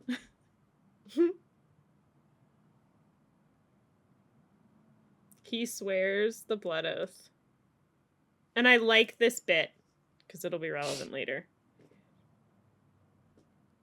The part of the blood oath is obviously that he, drinks her blood. The taste of her, jasmine, lemon verbena, and crackling embers. Sick note. Love that. Mm-hmm. Filled his soul as something burned and settled within him. An ember of warmth, like a piece of that raging magic, had come to rest inside his very soul. Welcome to the court, AELIN said. Here's your first and only order. Protect Terrasen and its people. Yay. She then walks up to Elide and she says, I'm not offering you the blood oath. And Elide's like, Which crushes Elide. Also, Lorcan is like, I'll fucking kill her. Like, immediately. She can't. Mhm. She cannot offer Elide the blood oath, even though Elide would take it in a fucking heartbeat, because she's the Lady of Parranth. Like, she can't be seen as, like, been manipulated into supporting AELIN in any way. She needs her to be, like, impartial on the outside, because she has to vote. As we've already seen, they're losing a lot of fucking votes from stupid, the dumb Terrasen Council. Old men. Because they've got the old men. They've got 4 old men against 3 other old men. 3 younger people. Younger-ish men. Well, it's Ren. I don't even. And then Aedion Ravi and doesn't Sol. get a vote. Ravi and Sol vote as 1. Yeah, so it's 2. It's just 2. They have 1 other vote because it's always 3 to 4. Galen. Can't remember who the last one is. Does Galen get a vote? I thought he did. He might. It's Wenlin. It's one of the people that's like silent at everything. It's not enough. But is and always at like Ren's side. Yeah, they don't get, because they don't count Lysandra. But then if they get, then it'll be 4 to 4. Mm-hmm. Which would be nice. So they start to plan, now that all of this is over, they can actually have a conversation about what they're going to do next. Because she's like, not talking shit until Lorcan's taken care of. Yeah. They decide to go back to Terrasen. Terrasen's under attack. They like briefly consider, do I have to go after the keys? She needs the keys to complete her task, but like right now she does need to go back to Terrasen and help. We obviously know, yeah, they fucking do. Please go save Lysandra and Aedion for the love of God. A lot they of need bad help. is happening over there. Yep. So they decide that they're going to make their way to Terrasen. And it's going to take them 2 weeks to get there. And she's going to fucking train. Mm-hmm. She has so much. She has so much to train. We're back with Dorian and the witches. Mm-hmm. And Dorian has his trial run of shifting. His test. So he starts shifting small. He shifts his eyes, then his hair. He tries not to change too much of his facial features, with the idea that, like, if for some reason he fucks up and his eyes change or something changes, he'll still look kind of the same. So he does a little bit of at a time. He is changing himself to look like a Valg trainer, which I thought was fucking scary. I wasn't a huge fan. Granted, it's the best way to get into the Farian Gap, because that is where they train the wyverns and do all of the terrible things with wyverns that they do. The one thing that I really liked is Manon was able to talk to the Krakens and let them, like, they pretty much agreed to wait 4 days and then come meet them back at this camp so that they could go off and do this task. Because they said, like, we have to do a thing for this war. It's going to take us a couple days. We have to go to the Farian Gap. We don't want to bring you all there. That would be dangerous. But would you all meet us back here in 4 days? And they agree, which we have a little, that's the olive branch. We have a little bit. They're going to come back and meet with them. So then they took off and headed to the White Fangs, actually. They're not going to the Farian Gap. They're headed to the White Fangs to talk to Petra, because that is where Petra is kind of like, heading, like, the guard there, pretty much. Dorian gets in. His guise is he is a Valg trainer, and he is using Yrene as the wyvern that he's training. So he, like, walks in with Yrene attached to, like, a leash, pretty much, and, like, has Yrene behind him. Abraxos is not thrilled. Abraxos does not want Yrene going into this. Because as we know, Abraxos loves Yrene a whole lot. Because they're mates. So, like, they have to pretty much hold Abraxos back from, like, flying himself in there. he goes in, he looks, does his like little thing, comes back out with Yrene. They're flying over, they're seen flying over, and Manon is relieved because he made it out. He, of course, is going to have a little swagger like, see, I told you so. But he comes back and says the only ones that are there are no like head witches. It's just Petra and 300 Iron Teeth. And so they're going Manon's in. like, all right, let's go. So they go in. Manon sees Petra. Mm-hmm. And Petra's pretty much like, you may speak. Yeah. Life debt fulfilled. Yeah. My we life are not debt going to you, immediately kill you. Yeah, is allowing you to be here. You can speak, and then you will leave. Yeah. So Manon gives a speech, a similar speech that she gave to the 13 after everything happened with her grandmother. She pretty much tells them that she is working to get the wastes, and her goal is to reunite the Iron Teeth and the Krakens. And of course the Iron Teeth are like, fuck the Kraken bitches, because they were trained to like hate the Krakens. Ignores it. Manon's like, that's not neither here nor there. We're not going to talk about that right now. Yep. She tells them that of her grandmother's goal. Her goal is to be their number one queen and to rule over them. Mm-hmm. So she lays out all of the things I learned as the shit out of her. My grandmother's second in command, or first in command, I guess. She says she has these towers with these mirrors. The goal is to wipe out everything and then take over the wastes and then force like the other queens to back down, like the heads of the Yellow Legs and the head of the Blue Bloods. And there will be no Blue Bloods. There will be no Blackbeaks. There will be no Yellow Legs. It will just be Iron Teeth witches. Like, that's it. We will all be one, and you will lose like your ability to like stand for yourself, for your clan. Like, that will not be a thing anymore. She will just not we're all gonna be one in a good way, as in like we're gonna be one, and if you don't like that, she'll just fucking kill you. Yeah, and you just won't exist. It'll be great. Mm-hmm. They don't believe her at first. Then they're also like mad at her for sharing the like inner secrets of her matron, and then they get over that real quick when they realize how bad it fucking is. Astrid shows them that she's not like lying. What's been done to her. So she she pretty much unbuttons her shirt, and across her abdomen is unclean written, and she gives a small speech about how many people, like how many of you witches have a similar mark, because there are likely some among them, forced to give birth to a stillborn, and then marked as unclean, and pretty much banished from being kind of a part of everyone.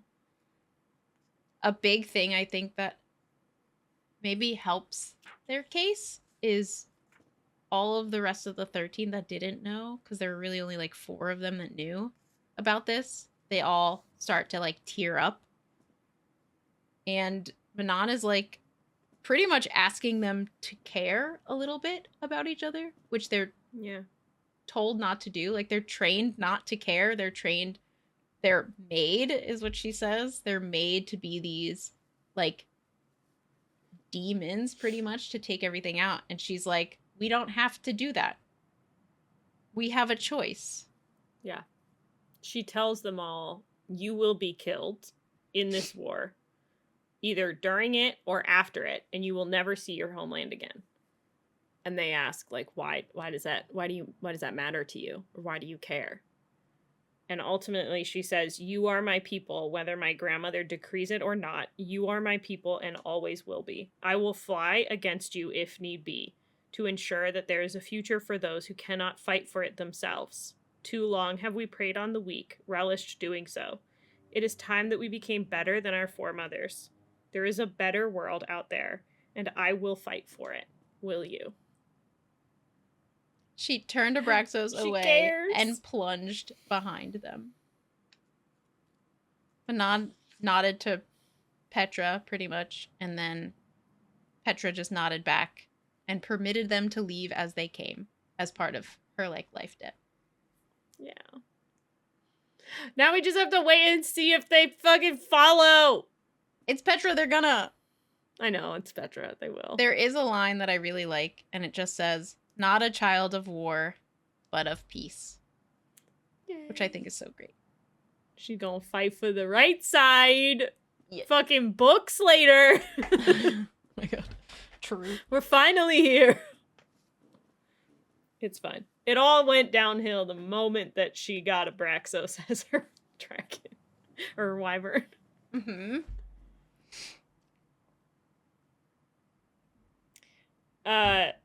This next bit, we go to AELIN, who's having a nightmare. That everything that's happened up until this point was a dream, and that she's still with Cairn and Maeve. It's so great. Mm-hmm. And then we get a lovely cameo of Arabin, which is what makes her realize that, oh, this isn't true. Mm-hmm. Arabin pretty much says, like, if you just stayed with me, none of this would have happened. You see what I could have spared you from? Yeah. Hey, bud. If you would have just loved me, I would have protected you. It would have been Erewhon instead. Yeah. Sick. Anyways, she woke up. Thank God. Mm-hmm. She wakes up and, like, Rowan is there next to her. She, like, starts to get dressed. And he's like, it's not even fucking dawn yet. She's like, I'm gonna go train. It's fine. I'm gonna go for a run. And he's like, you should eat. And she's like, goodbye. She goes for her run and comes back. And he's like, you should eat. And she's like, fight me. And he's like, you should eat. You should eat. And she's like, no, fight me. And starts, like, throwing daggers at him. And he, like, blocks all of them. And then all of a sudden he's like letting her kind of get out her anger, which is great. Mm-hmm. And then after a while, he's like, I'm fucking hungry. Like, I'm hungry. I love that she's like, don't be stupid. You literally can't build muscle unless you feed yourself. Like, even if we're talking about the training, you're actively working against the training you're trying to do anyways. Mm-hmm. So he disarms her in, like, seconds. She's obviously tired. Like, she's been pushing herself very hard. She has to eat. He disarms her. He goes, there, I won. Now let's eat. Like, I was like, all right, that works. She knew he was right, too. Like, that's the best part. Yeah. Like, she knows. Well, that's what makes her more angry. She's like, I don't even have a leg to stand on. Fuck! So they go to breakfast. The food here is awful. Like, the food at this place that they're eating. This man needs to just do something else. Like, just hire a cook or, like, anything. Let them cook for themselves. Say, here's access to my kitchen. Dear God. It's bad. He makes pretty much like an oatmeal. That's what I picture it as.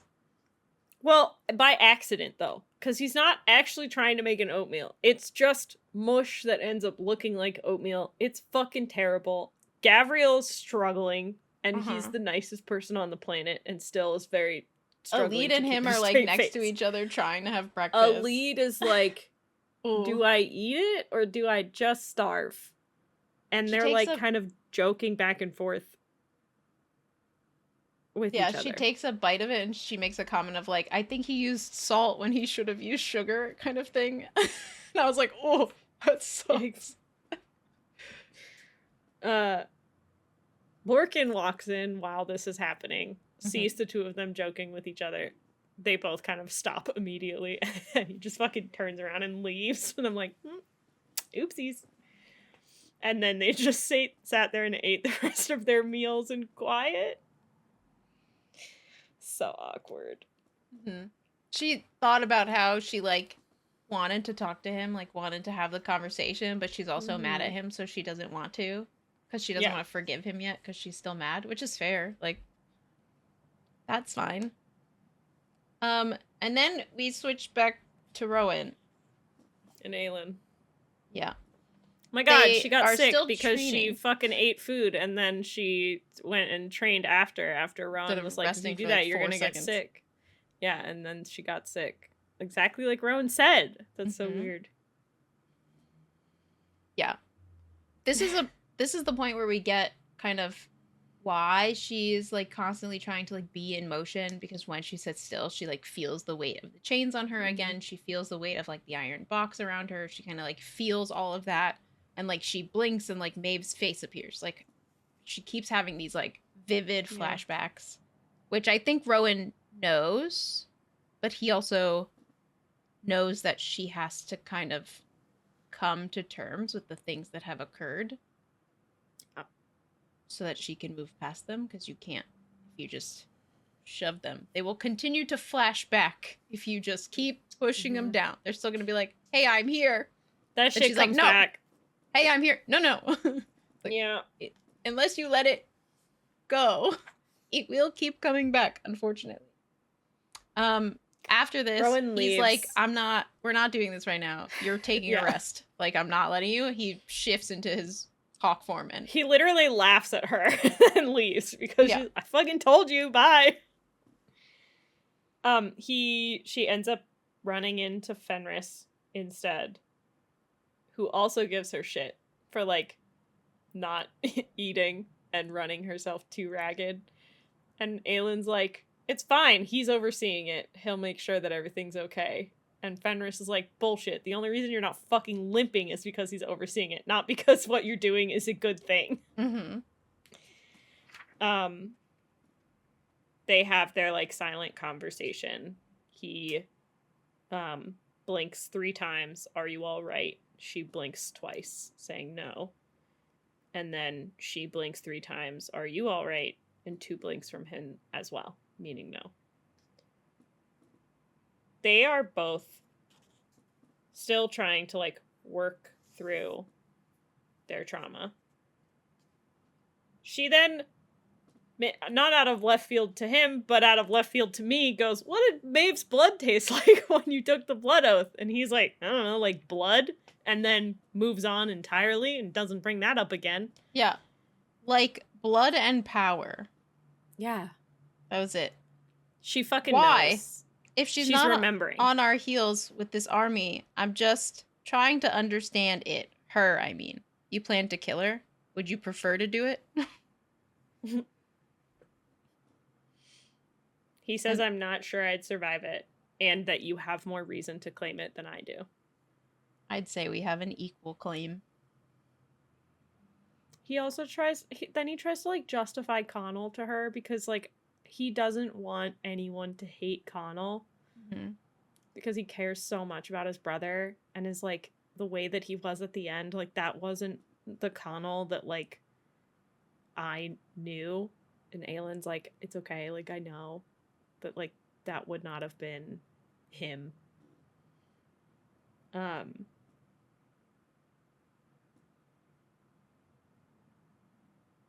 He asks if she's ready to talk about it, or tell her about it. If he's ready to tell her about it. He keeps bringing this up because, like, she really doesn't know what was real and what wasn't. Because so much of it is, like, was it stuff that was in my head, or was it stuff that actually happened? Fenris is really the only person that knows. At some point, she will want to know. And she has not been able to talk about it enough to, like, be able to ask, like, was this thing that I'm remembering real? Because then she'd have to talk about it, or, like, actually purposefully reference things that happened to her. And she just says, I know enough. And then Fenris stiffens, his hand going to his sword, as Rowan plunges out of the air, fucking pointing at the skies. To what flew there? Do we know? No. Let's go to a different chapter now, where we just end on that cliffhanger. I'm gonna believe that he sees a fuck ton of witches. It's a rainbow. That's what it is. It's a rainbow. It's great.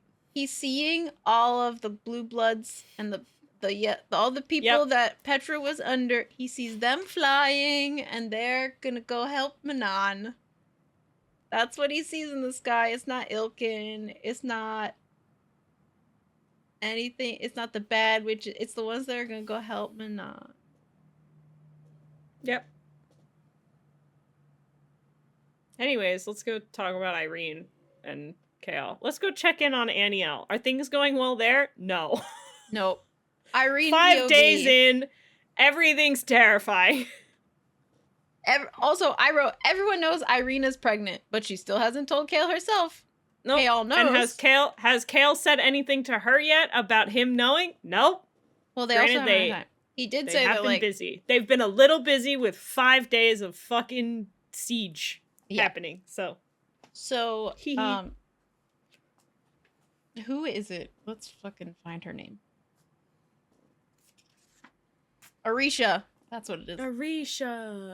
Arisha pretty much says, like, have you rested enough? And Irene's like, have you? Because I feel like I left you here last night and you're here before me. And she goes, I don't have any reason to be resting. We know there's a difference here, bud. And Irene's like, what do you mean? I know my own, like, strength and when I need to rest. And she goes, oh, pre-pregnancy. So you've been pregnant before? Kind of thing. That's so like, weird. Oh, how'd you find out? Well, we're not stupid and I have magic. Like, we are a bunch of healers who contain magic, who can sense it. So, like, everybody here knows that you're pregnant. Everybody. You haven't admitted it to us, so we're not bringing it up. But we already I'm gonna bring it up because I'm Arisha, and that's what Arisha does. She calls people out. She's like, "You're being kind of dumb." Yeah. You really like Arisha because you also think she's really dumb. Yeah. I feel like Hafiza knew and kind of like skirted around it and was like, okay, like, sure, you're just readying for war. That's exactly what you're doing.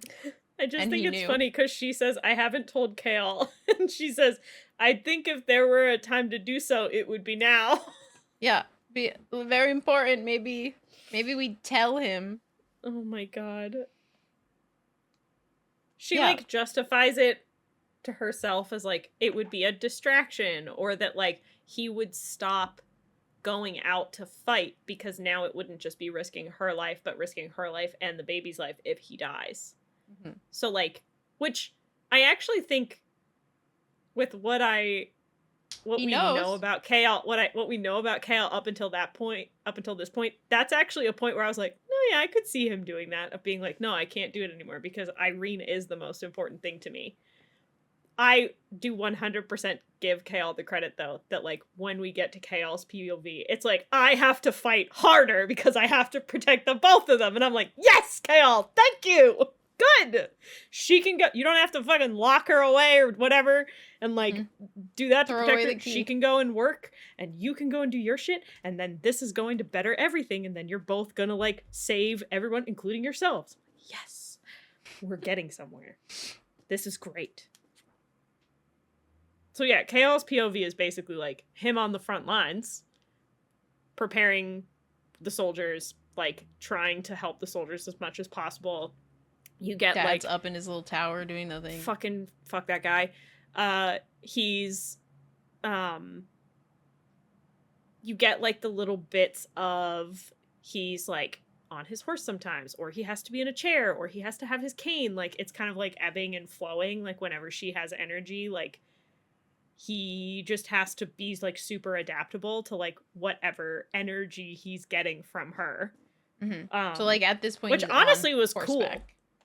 Yeah, like, I loved that bit because it's like I think it also helps him be less concerned about her because he can always tell in some, like, he knows she's alive. Mm-hmm. If he has any feeling in his legs, he knows she's alive. If he's alive, she's alive.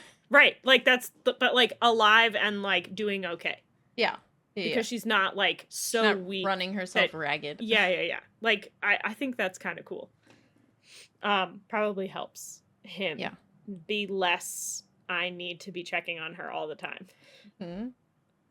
But they both still have not actually talked to each other about her being pregnant. Yeah, he does make the note of, like, I have not brought it up to her, even though I know she's pregnant since my dad said it. Because we haven't had more than 2 seconds together. Like, we sleep, and then I wake up and I'm like, kiss, goodbye, kind of thing. I'm headed to the front lines. I did like this note of, like, they had been fighting in a certain pattern, and Chaol had made the decision with Nesryn and Sartaq that, like, the Ruks were hitting, like, the front line, and that wasn't working. And they'd been doing it for days, and it wasn't working. Yeah. So they split off, and the Ruks kind of became 3 different points of contact and just converged in on it, like, in on the soldiers. And Chaol mentions that, like, he sees them flying in a different pattern that the Valg won't know because it's a new thing that they're trying. It fucking works. They take out pretty much the Valg because they don't have the Ruks at the front line. The front line is pushing in more heavily on the castle, which is kind of where the wall of their castle. Well, I don't know how it's laid out, but pretty much they're coming up to, like, the wall, and so they have a siege tower, or like I read it as like a barricade-y type thing that they're like just fucking hammering siege into tower. The side of the building, or the side of their wall, to kind of break through. Yeah. They do break through. However, the soldiers of Anielle can hold them off. Like, they hold them off from actually making it really into their palace gates, I guess. They hold them off enough. We then pop over to Nesryn's point of view, and we learn that because of this newer technique that they're doing, they have taken out 2 of the commanders and only 3 Hell remain. yeah. And she has her eyes on one who evaded one of her shots, and she took it very fucking personal that her arrow did not hit its mark for the first time ever. Fuck? I don't and she was miss. like, abso-fucking-lutely not. So her and her Rook, Sulky, were like, we're getting in closer. And they fucking, like, got to the point where Sulky was, like, pretty much knocking Valg off their horses. And she, like, let her arrow fly. The guy had no idea it was coming. She didn't know if it hit its mark. And then all of a sudden, they heard, like, horns going off. And all the Valg soldiers were, like, turning because Hussar had arrived. So, like, we had Ruks Everything's on 3 gonna different be points. okay. And then Hussar came from, like, the water and was like, hey, bitch, I'm here. And just fucking started annihilating them, which is fantastic. 2 armies clashed on the plain outside an ancient city, one dark and one golden. They fought brutally bloody for the long hours of the gray day. Let's go, Hussar.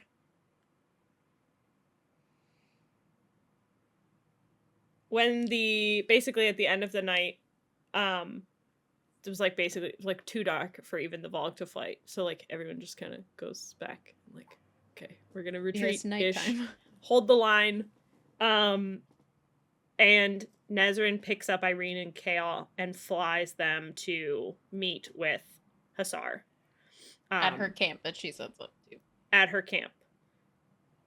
And they all get in there. They're gathered around the map of Anielle. They had only a few minutes of discussion before they were interrupted by the person Chaol least expected to walk through the flaps. And cliffhanger. And then the chapter ends again. And she does it again. And then we move on to another chapter. In my moment do we go knowing. back to what we were talking about before? No. We go to another thing. Yep. We go somewhere else. We're gonna go check in on Aedion. So right now we're checking in on everybody. Something is happening. We don't know who has arrived. Somebody's but around. They make it seem like it's a big deal. I was like, I don't know who. Dad showed up. Did he decide he wanted to actually participate? He was like, "Hey guys, by the way, I got Hussar here." This is turning into like Feyre's dad coming back and like finally doing something. Yeah, I was like, maybe Dad did something. Maybe the Coggin himself showed up. He was like, "Yeah, I'm here." It's not just Hussar. Hussar has also brought the Coggin. Yeah, which is terrible. Don't do that. Don't bring him here. Don't do that. We don't need him here. Send him home. So, Aedion's point of view. They have Parranth in their sights. They're headed back towards Parranth. Yeah. Remember, goal. Parranth, river frozen. get Valg on Frozen River, melt River, Valg die. That is the only plan they have currently. They are like at their end. Like they are at the end of their strength. It's their only shot. Yeah. Like it's this or they're fucked. Like actually all going to die. Pretty much at this point, the Whitethorn Royals have been using their power to just like put a shield around them as much as possible. It has kept the Valg soldiers 1 day behind them. So they have 1 day once they hit Parranth to like tell everybody to get the fuck out and go to like Orinth, like go to Terrasen, like just run just as far as you can because like bad is coming. Like right now, bad is here. You need to go. Just forget everything you own. Just go. Get to safety.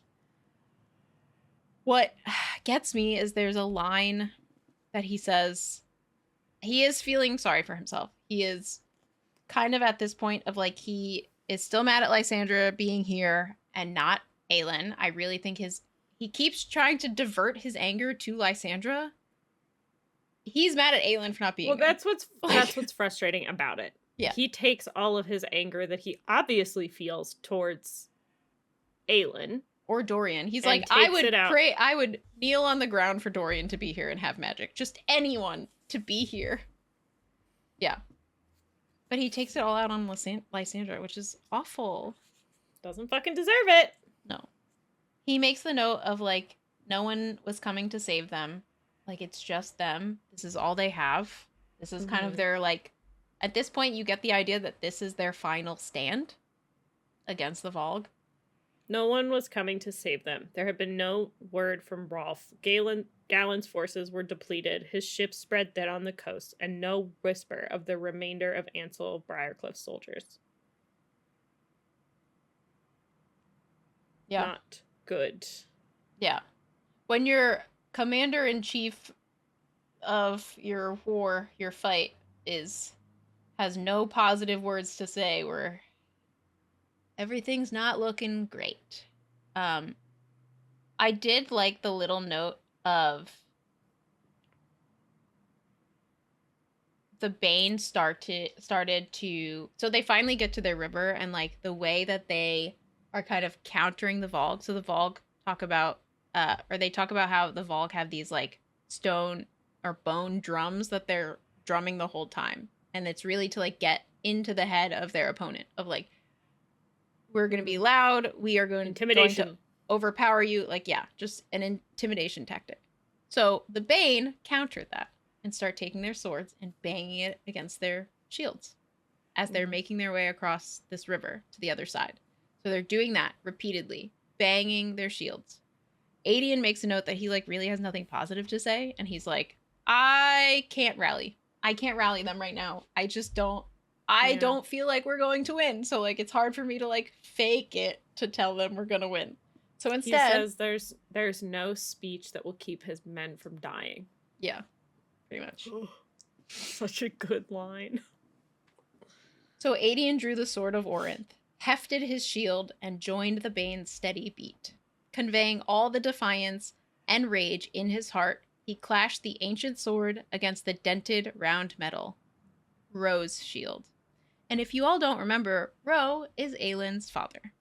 So one of the things that he went back to grab when everyone died was Ro's shield. And he told nobody. And he kept it hidden so that no one would know, no one recognized it. He just kind of like kept it to himself that this thing was there. Aedion had never told AELIN, had wanted to wait until they returned to Orinth to reveal that the shield he'd carried, had never lost, had belonged to her father, and so many others before that. It had no name, even Ro had not known its age, and when Aedion had spirited it away from Ro's room, the only thing he grabbed when the news came that his family had been butchered, he had let the others forget about it too. Even Darrow had not recognized it. Worn and simple, the shield had gone on unnoticed at Aedion's side, a reminder of what he'd lost, what he'd defend to his final breath. I can't be like I'm mad at Aedion, but like also he's doing He's doing his best, even if he's being an asshole to he's Lysandra. Doing his best to everyone except Lysandra. Correct. Which is why it's infuriating. Mm-hmm. It's not cool. It's fine because he gets a taste of his own fucking medicine now. So their banging on their shields is not just in defiance. It serves a purpose, because as the Valg soldiers are crossing onto the ice, Enda and Celine, which are two of Rowan's like White Thorn people, are slowly cracking the ice. And to hide the sound of the ice cracking beneath the Valg's feet, they are banging on their shields. So, like, you know, win-win. Not all of them, about 2,000 Valg soldiers make it on to the ice. And then Enda and Celine break it fully apart. And they fall into the water. And they start to drown because it's freezing cold. They are covered in metal armor. And who fucking knows if Valg know how to swim? The Ilkin starts swooping down and trying to save them, but because the Valg soldiers are freaking the fuck out, they start taking Ilkin into the water with them. So, like, we're losing Ilkin too. One of the commanders pretty much raises his hand and tells all of the rest of the soldiers behind him, the Valg soldiers behind him, to stop moving. The ice then freezes back over, locking in 2,000 soldiers beneath it. And they reform their line at this crossroad, and Aedion charges forward to take out as many Valgs. And so did the Bane. They all kind of like charge forward to fight in this spot. It feels like they didn't even make a dent. Yes. Like they did it, and it just feels like it did nothing. So everyone is still like really discouraged. And they do their charge for like their last push. Yeah, really. Their last stand, essentially. And then he starts hearing people yelling that the queen is there. And that she's in the front lines with the people. And he realizes that it's Lysandra. Lysandra has pretty much realized that they are also making their last stand. So she is also going to make her last stand. She sees that the Valg soldiers have broken through the center and spread the Bane apart, which was like, she was like, that is their core. Like the Bane, if the Bane can't stay in a line, like that's a problem. Like they're the ones, and people were running. Like soldiers were abandoning the fight. And so to bring them back, she changes back into AELIN and stands on the front line on like the right flank and holds up a shield and a sword to the Valg / Ilkin that are there. And it starts working. It does. Like, all of the soldiers people start hear realizing that she's there, and they start like actually getting more excited and feel like they have a chance. And Aedion just panics because she doesn't have fire. She is more vulnerable in the form of AELIN than in any form that she could possibly take. And he just starts like running for her to try to get to her. He starts regretting everything that he has said up until this point to her. Finally. And says, I take it back. It's like, that's not how this works, buddy. Yeah. He just says, no, I didn't mean it. I never meant it. I take it back. No. Like like he has all this inner dialogue. He's running towards it. No, I take it back. I never meant it. Well, you fucking said it. And then he goes, I said she was useless. Yeah, you did. And that was the last thing she said before she decided she wanted to shift back. She goes, he said I was useless. I'll show him. Like, I'll be useful. Ugh. He starts begging to the gods. Aedion sobbed, flinging himself towards her as Lysandra tried again to rise, using her shield to balance her weight. She's, like, been surrounded, basically, by, like, a bunch of Valg soldiers, like, trying to fight them back. They sliced her leg. They, like, sliced her arm. Like, she is very injured as well. Mm-hmm. He realizes that she is going to continue. She will literally die in the form of AELIN, then, like, change and save herself. Mm-hmm. She had been willing to give it up from the start, had agreed to AELIN's plans, knowing it might come to this. One shift, one change into a wyvern's form, and she'd destroy the Ilkin. But she remained in AELIN's body, held that sword, her only weapon, upraised.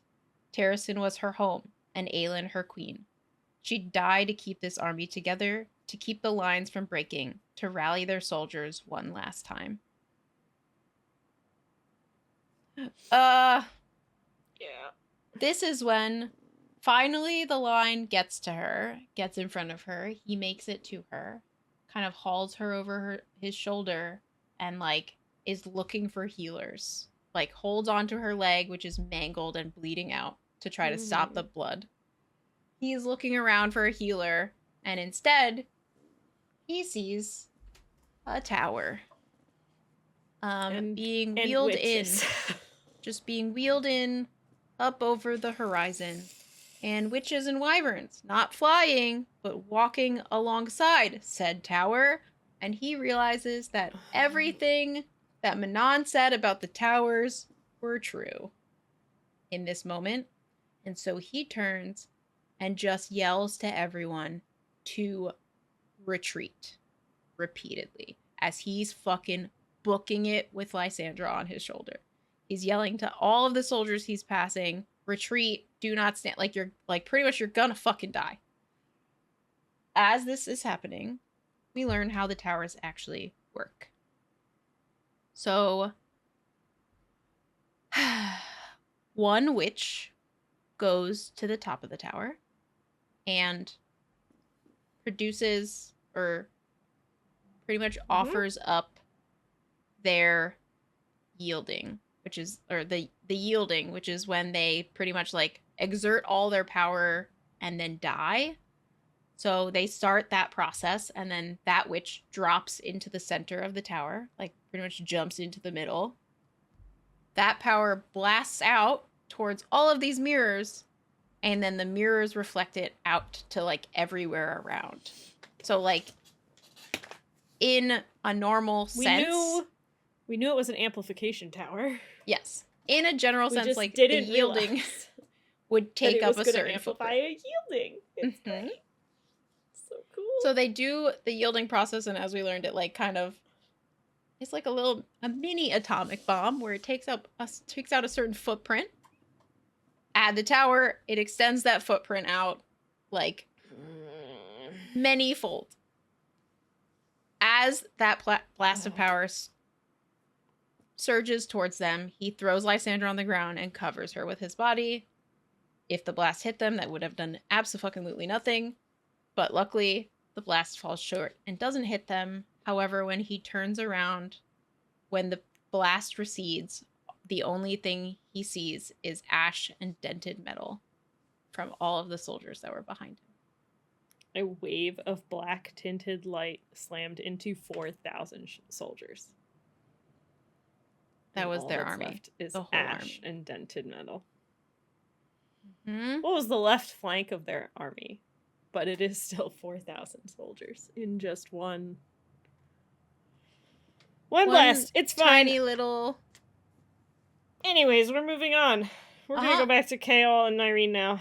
We, unfortunately, leave Aedion and Lysandra, where she's bleeding and dying. 4,000 soldiers have just been fucking straight blasted out of existence. And they have 1/3 of their army gone now? Yeah. That sounds right.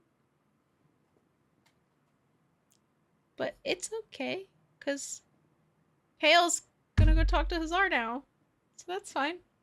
It's fine. We're gonna learn who's in the tent. Who's there? Chaol discussed with We Hazar do get a good her joke. arrival. We get a good joke in this chapter. We get a joke. We find out that Chaol's been carrying the gold couch that that Yrene healed him on. Has been just taking it everywhere with them. Yeah, it's in their ship. And Hazar knows. And Hazar makes fun of him, which is great. It makes fun of him for taking the... It's fair. I would also make fun. It's really sweet, but in like a way that like, that's hilarious and I'm going to make fun of you for it. Yeah. He's gonna like... He's taking it with him because he's going to put it in the house and like build a whole room around it in their home. I'm like, that's kind of sweet. I like it. We learn that Sartaq was... If Hazar hadn't arrived, he was going to make a very drastic decision. Hours away from unleashing the dam and flooding the plain. Oops. Chaol's like, what? Just a desperate last measure. It's fine. Don't worry about it. We didn't do it. I did like, so before that, there is a slight note of like, as Chaol is approaching, they talk about the Sul Day and how he saw the ivory horsehair for times of peace and the ebony for times of war. So like outside of Hazar's tent was her Sul Day and then an ebony one for times of war. And it gave him a small little like moment of peace that like these people came and joined a war. Like they know that they are deep inside of a war and it is to protect not their people, but others. And so it like, it seemed almost holy, that Sul Day. It was holy. Chaol put a hand on Yrene's back, guiding her through the tent flaps and into the ornately decorated space.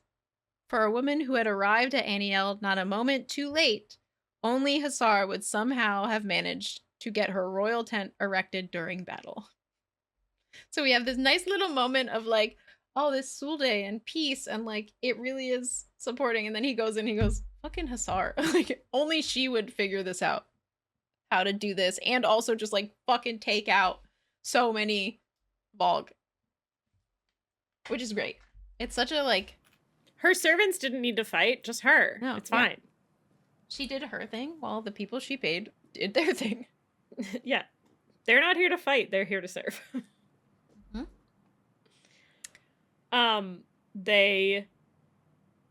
So also Chaol and Yrene still haven't talked about the fact that she's pregnant. It's fine.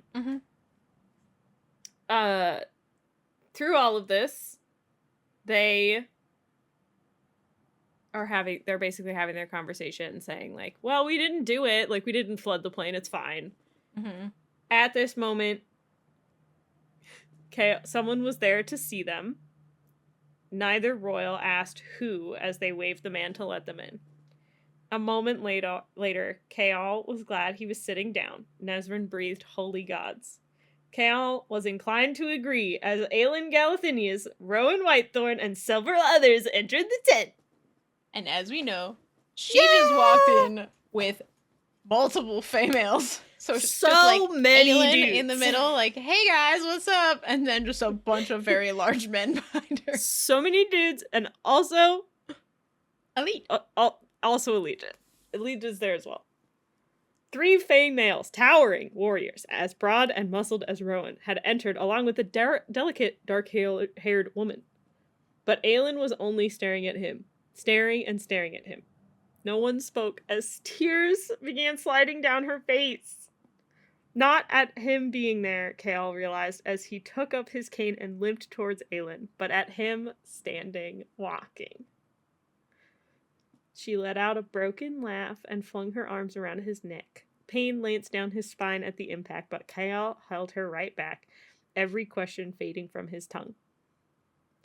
And then he introduces his wife, who is Yrene. He first goes to introduce her, and AELIN cuts in. He goes, AELIN, allow me to introduce, and AELIN cuts in. Yrene Towers, the queen breathed as his wife stepped to his side. The two women stared at each other. Irene's mouth quivered as she opened the silver locket and pulled out a piece of paper, hands trembling. She extended it to the queen. "Thank you," Yrene whispered. Chaol supposed it was all that really needed to be said. "I went to the Torre. I took the money you gave me and went to the Torre, and I became the heir apparent to the healer on high. And now I have come back to do what I can. I taught every healer I could the lessons you showed me that night about self-defense. I didn't waste it, not a coin you gave me, or a moment of the time, the life you bought me." Tears were rolling down her face. "I didn't waste any of it." AELIN closed her eyes, smiling through her own tears. "Now it is my turn to thank you," but AELIN's gaze fell upon the wedding band on Irene's finger. Chaol grinned. No longer Yrene Towers, but Yrene Westfall. AELIN let out one of those choked, joyous laughs, and Rowan stepped up to her side. "Then let me introduce you, Lady Westfall, to my own husband, Prince Rowan Whitethorn Galathinius." For that was indeed a wedding band on the queen's finger as well. On Rowan's own hand, a gold and ruby ring gleamed. "My mate," AELIN added, fluttering her lashes at the female. Rowan rolled his eyes, yet couldn't entirely contain his smile as he inclined his head to Yrene. Yrene bowed, but AELIN snorted. "None of that, please. It'll go right to his immortal head." "May I keep this?" She eyed Irene's locket. "Or does it go in there?" Yrene folded the queen's fingers around the paper. "It is yours. It always was. A piece of your bravery that helped me find my own. It gave me courage, the words you wrote, every mile I traveled, every long hour I studied and worked. It gave me courage. I thank you for that too." Perfect. Just perfect. No notes. I got nothing. That's it. It's so good. The best It's exactly what I reunion. wanted it to be. The fact that they're both married now is so cute and poetic. They did the like catching up. Chaol then goes, Yeah. "Dorian." Aylin's like, They're like, "Haven't talked to him, but he's with where's Manon. Dorian? What's going He's not on? with us." We don't have the keys. Also, here, this is Hussar and Sartaq. Here's these people. Let's meet them. We got the Coggin. Dad's back. The father Cogginate's back there. Like, everyone just, they catch up. Mm-hmm. Aelin introduced AELIN also pretty much says, everyone. "Did you get my letter, Hussar?" And she's like, "I don't know. I get a lot of letters. I don't think I remember that." Just so funny. We get introduces Gavriel as Aedion's father. Yeah, Lord Gavriel of Dorinel. My uncle of sorts. Chaol is like, "Huh? So good. He's Aedion's father." Well, that explains a few things. Gavriel says Nesryn muttered. Aedion is my pride. Ugh. This fucking thing is adorable.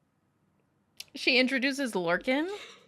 Lorcan Salvater, formerly of Dorinel, and now a blood-sworn member of my court.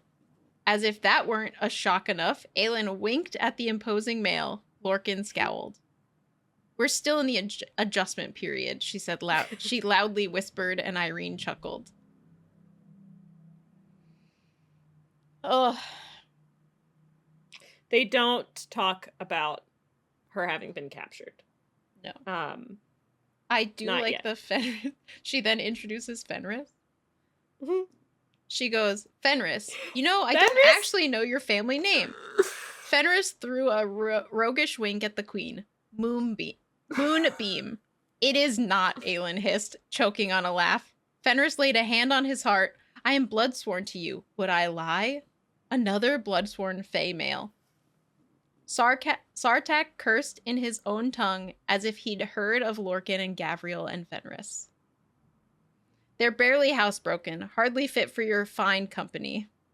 And the only civilized member of my court, Lady Elide Lorcan." Oh my god, I did it every time. You did it again. Lady Elide Lorcan of Parranth. Ugh.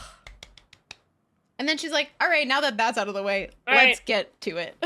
Shall we discuss where you all plan to march once we beat the living shit out of this army? Yes. Yes, Shall we can discuss that. We shall. So they start discussing, like, what are they going to do? The Coggin goes to Anielle, but they do not commit to going to Terrasen. Mm-hmm. They kind of go with, we're going to march where we march. Like, their plan is, they don't actually have a plan of where they're going next. Or if they do have a plan, they're not sharing it with her. They haven't fully said, like, we support the queen. By coming to Anielle, they are supporting Yrene and Chaol and what they did for... They're against Otterland and Erewhon. Like, yes, they are. Yeah. But not necessarily that, like, they're coming here to go and aid Terrasen. If they decide that aiding Terrasen is the next best course of action in fighting against Erewhon, then they will go do that. But they're not committing to it. Yeah, they're not here just to be a protection to Terrasen. They are looking at the larger picture. And rather than, Chaol basically is like, this seems like it's going to turn into a fight, so he kind of shuts it down and is like, let's focus on this situation we're in right now, and then we can focus on where we're going later. Yeah. So they basically, like, do the debrief. Gavriel asks about, like, how solid the walls are and, like, how they've been doing, where, like, what tactics they've tried. They talk about how they changed their tactic and were going for the commanders and all of this stuff. The whole time, AELIN and them are all, like, they're obviously all thinking, like, we have to figure out how to convince them to go to Terrasen next. But, they basically come up with, like, a very similar strategy to what the Bane just did. Mm-hmm. Of, well, you know, they probably don't like the cold. Let's toss them in the water and freeze them. Yeah. And they're not, like, they have a debate back and forth about, like, do we know that'll kill them? Do we know that they actually give a shit about the cold? No, or don't it's know. kind of shallow, like, they're gonna be able to, like, wade in that water. It's not that they're gonna, like, drown, which is really what happened at Parranth, is what they drowned. Yeah. We didn't know that they, like, were dying because of the cold. Yeah. All of this comes to a screeching halt when Borte bursts into the room and says, "You would not believe..." Oh, no, they're all here. Okay, cool, great. Nesryn, what exactly is happening? Introduces Borte to all of the group. And then some young man walks in. And he says, "For days now, I swore I felt something. Noted changes, but today it just all came back." And Nesryn looks at him and is like, "Who are you?" And he says, "I'm Falcon." He got his years back. Borte goes, "We were just there, eating, and then all of a sudden, his face was young. He's young." And then Falcon turns, "I was always young. I just didn't look it." And then his gray eyes again found AELIN's. "I gave you a piece of spider silk." And AELIN realizes how she knows him. She says, "Hopefully the horse I stole didn't belong to you." Nesryn's so like, "Wait, good. You two know each other?" And Falcon's like, "Yeah, the threads of fate weave together in strange ways." Yeah. "I never got your name, surprisingly." And Hussar goes, "You already know it." She's like, "What?" This is when Hussar calls him a shifter, and, like, Fenris picks up on it and asks about it, and Nesryn tells them that this guy is Lysandra's uncle. And AELIN slumped into the chair beside Chaos. Rowan laid a hand on her shoulder, and when she looked up, she found him near laughter. "What's so funny, exactly?" Rowan smirked. "That for once, you're the one who gets knocked on your ass by a surprise." Honestly, she deserved it. AELIN says to him, he says to AELIN, "You know my niece." And she says that Lysandra is up north and that she is a friend of mine. She is a lady of Caraver. They all are like, She says, AELIN whispered conspiratorially to the girl, make them roll over before you offer them a treat. Yeah, this is in reference because Borte has, like, as we learned a tiny little nugget of this information when we visited, like, Sartaq's, like, Ruks to begin with, like, the very beginning. Borte had, like, a very strange, for them, had a very strange fascination with Fae. Compared to everyone else. She, like, really was fascinated by them and all the things they did to, like, help protect things, while a lot of the other riders, like, saw the Fae as, like, abandoning them. She didn't ever see it that way. So she's, like, first time face to face with Fae males, and she just, like, mouth agape Borte, this person who, like, cannot be silenced because she, like, talks so much, and she's just like, what the fuck? Fenris turns into a wolf. Gavriel bows, and Lorcan just stands there and crosses his arm, and she's just like, this is the best day of my life. It's so funny. I love her so much. And then she whips around and looks at AELIN. She goes, then you're AELIN. You look just like how Nesryn said. And she looks at Nesryn. AELIN looks at Nesryn and says, I hope you only said horrible things about me. Only the worst, Nesryn said. The conversations that she writes, they're just the one with them and Yrene and her, like, no notes. This same shit, no notes. Like, she just writes reunions better than anyone. They're perfect every time I read them. They make me laugh. They make me want to cry. They, like, make me so happy. They're perfect. AELIN and Hasar shows her, like, Hasar and AELIN show their true, like, these are, like, all practically the same person with their wittiness. Yeah. Falcon whispers the queen and starts kneeling, and Hasar laughs. He never showed that sort of awe when he met us. Sartaq lifted his brow. You told him to turn into a rat and scuttle away. AELIN hoisted up Falcon by the shoulder. I can't have my friend's uncle kneeling on the ground, can I? You said you were an assassin. Falcon's eyes were so wide. You stole horses from the Lord of Xandria. Yes, yes.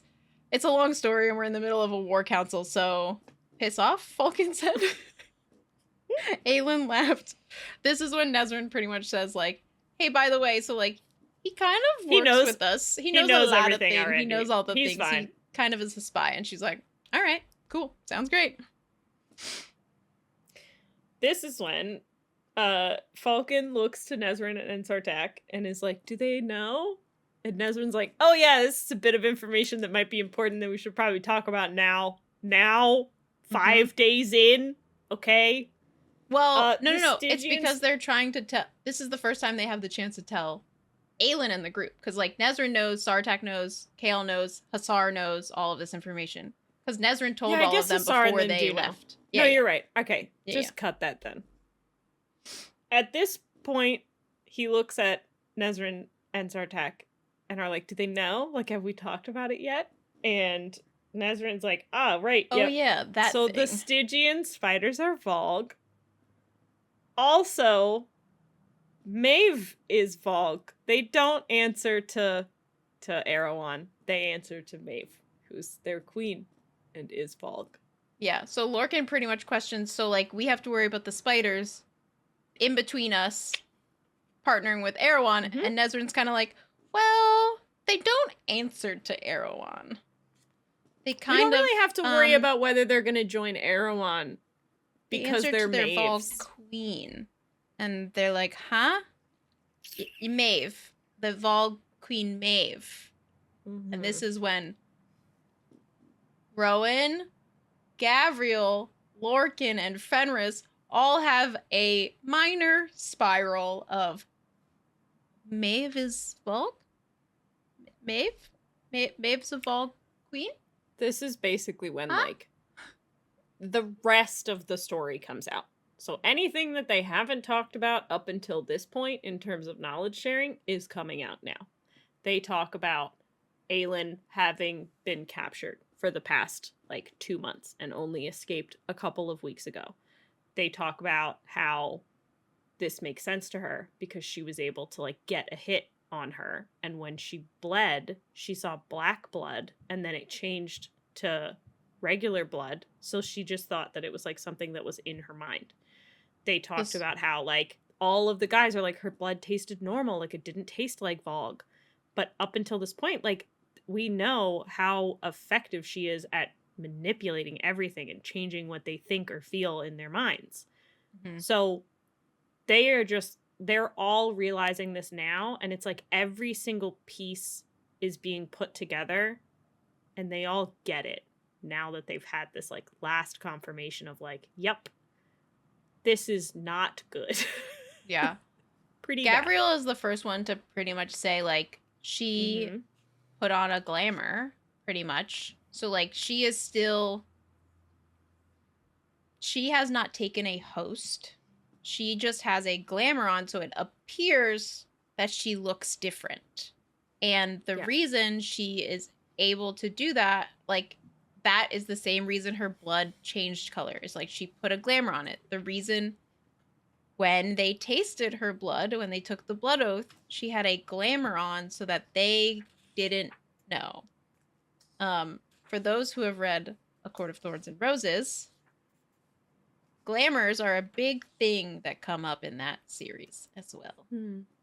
And I read that and I went, oh God, I'm scared. I'm scared of all the potential of glamours that could possibly happen, but maybe we can use them. Maybe we can also glamour. We could do it. She also, this is when Nesryn is telling this story, she also realizes that Maeve herself told AELIN this same story. She told her of a queen who went to find a better place, a better land, pretty much left her husband. They went to try to find her. She stayed hidden, and all because she wanted to protect this land from them.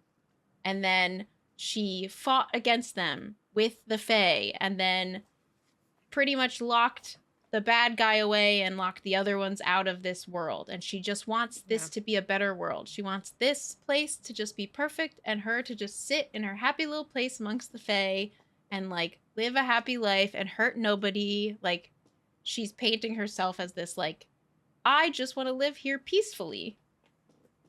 And the way the spiders kind of said it was kind of similar. Like, she just wanted to be in this world, and she would come back for them whenever she wanted to go back. But she just wanted to live there amongst them. And Erewhon is pretty much, like, messing up her plan.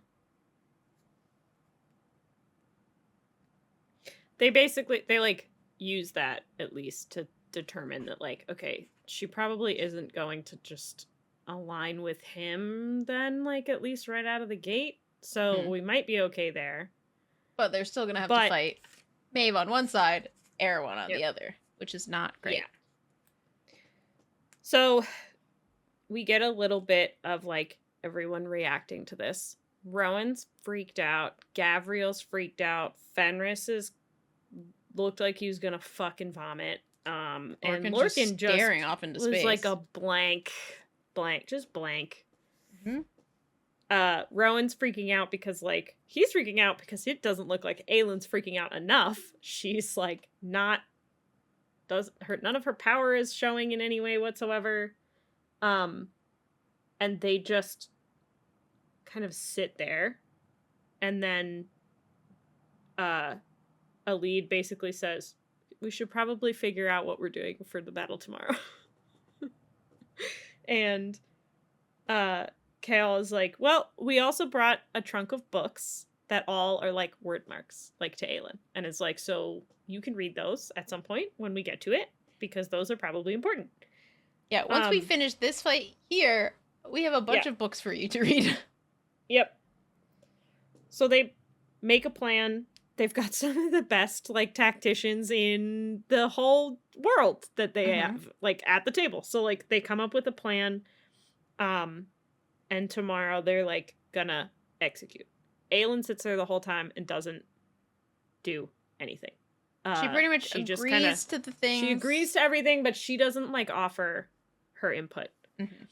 And then when they've made the decisions, they all, like, get up to leave, and they go sleep, I guess, or do whatever they're going to do at the end of the day. She is not warm. Like, the snow is not melting around her. She's like not using any of her power in any way whatsoever. But Rowan notices it. He notices that her power is kind of like at its brink. And he's also kind of curious of like, I haven't seen her release her power either.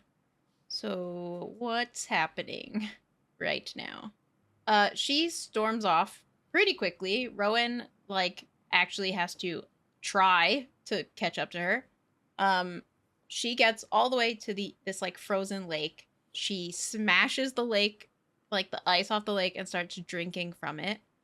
My immediately thought was like, she feels hot inside and she's trying to like chill out the fire, and this is the only way she can do it, is just chugging cold water. I at first thought she was gonna dive into the lake. I was like, okay, we're going back to cold water again. Swim. It's fine. She comes up for air pretty much and says to Rowan, I can't do this. I can't do this anymore. He reassures her and says, you're not facing this alone. Like, I'm with you. And this is kind of where she talks about how it was one thing to fight against Erewhon, but now Maeve is a Valg queen as well. And so, like, we're not just fighting him. Like, there was a fucking slim chance we were going to beat Erewhon, and now we have to also fight Maeve. Like, there's no chance in hell we're going to leave. Like, we're not going to finish this. This isn't going to happen. She talks about how she needs to get the keys back. She needs to, like, find the third key. She really needs to prioritize this third key.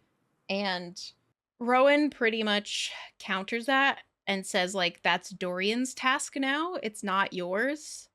And he will not fail at it. And this is where she kind of goes back and forth with that, like, I was kind of okay with it being, like, Dorian thing, but she feels guilty for, like, wanting it to be him so it doesn't have to be her. But then she's like, I don't want it to be either of us. Like, I don't want either of us to have to do that. I don't want to have to make that choice. And he has to be like, we made a choice to come here. We have to finish the task that we are doing here. And then we can go and do that. Like, we cannot just abandon right now. Like, Dorian is on it.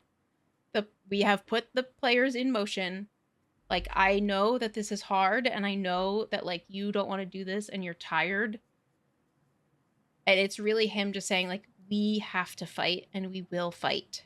Like, I will be fighting at your side the whole time. And so he just, like, rubs her back and is kind of, like, with her, like, holds on to her and says, like, we will fight. She does admits, have, like, she has a bit of a breakthrough. She does have a breakthrough, like, during this, because she says, she, like, admits that she wanted to die at the end, and that it felt like someone had ripped me from myself. Like, I'm at the bottom of the sea, and who I am, who I was, is far up at the surface, and I will never get back there again. And she admits that, like, the swagger and the arrogance and, like, the joking that she's been putting on is just all, like, a front, that she's trying to, like, put on the mask of Selena to be able to, like, push through, but, like, it's not working, and she knows that she can't. She says, I can't feel myself anymore. It's like she snuffed it out, ripped it from me. She and Karen and everything they did to me. I'm so tired. I'm so, so tired, Rowan. And he just says, I know. And, like, comforts her while she just, like, actually breaks down and, like, lets herself cry and, like, feel all of it. And the whole time he just says, we fight, and that they're going to fight until they can't anymore, and just holds her and comforts her. She agreed. We fight. Pretty much, this was them saying that, like, if this is how we die together. Like, we're gonna do it together. Because even as she said, like, I don't want to do that. I don't want to give up my life. Like, what are you going to do? Like, we touched on it before. And he was like, Aedion can have that role. Like, if you're dying, I'm going with you. Like, I told you I would find you in every world possible, no matter what. Like, I'm going to be at your side, which is just like, ugh. AELIN goes back to the group. They then, I don't know if they fly off. I think they fly off later. But AELIN finds Fenris, who is quiet and sitting by a fire, essentially. And she finally, like, goes to him and, like, tries to talk to him a little bit about everything. And as they're sitting there quietly, a couple healers, like, run past with a bunch of tonics and bandages and things to go help heal the army that is being kind of pushed up against. And he says one thing to her that I thought was very telling of the people that even Maeve command. They were horrified, you know, he said quietly, every time she brought them in to fix you. It didn't stop them from doing it, she said. They didn't have a choice. She met his dark stare. No one would have left you in those states. No one. Broken and bloody and burned. She gripped Goldrin's hilt, helpless. They defied her in their own way, Fenris went on. Sometimes she'd order them to bring you back to consciousness. Often they claimed they couldn't, that you'd fallen too deeply into oblivion. But I knew, I think Maeve did too, that they put you there for as long as possible to buy you time. She swallowed. Did she punish them? I don't know exactly. It was never the same healers. Maeve likely had likely ripped their minds apart for their defiance. AELIN's grip tightened on the sword at her side. Helpless. She had been helpless, as so many in this city, in Terrasen, in this continent, were helpless. Goldrin's hilt warmed in her hand. She wouldn't be that way again for whatever time she had left.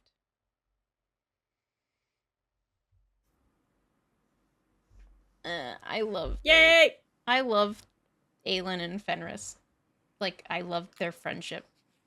I know their friendship came because of horrible, horrible things, but I love how they have grown together as two individuals.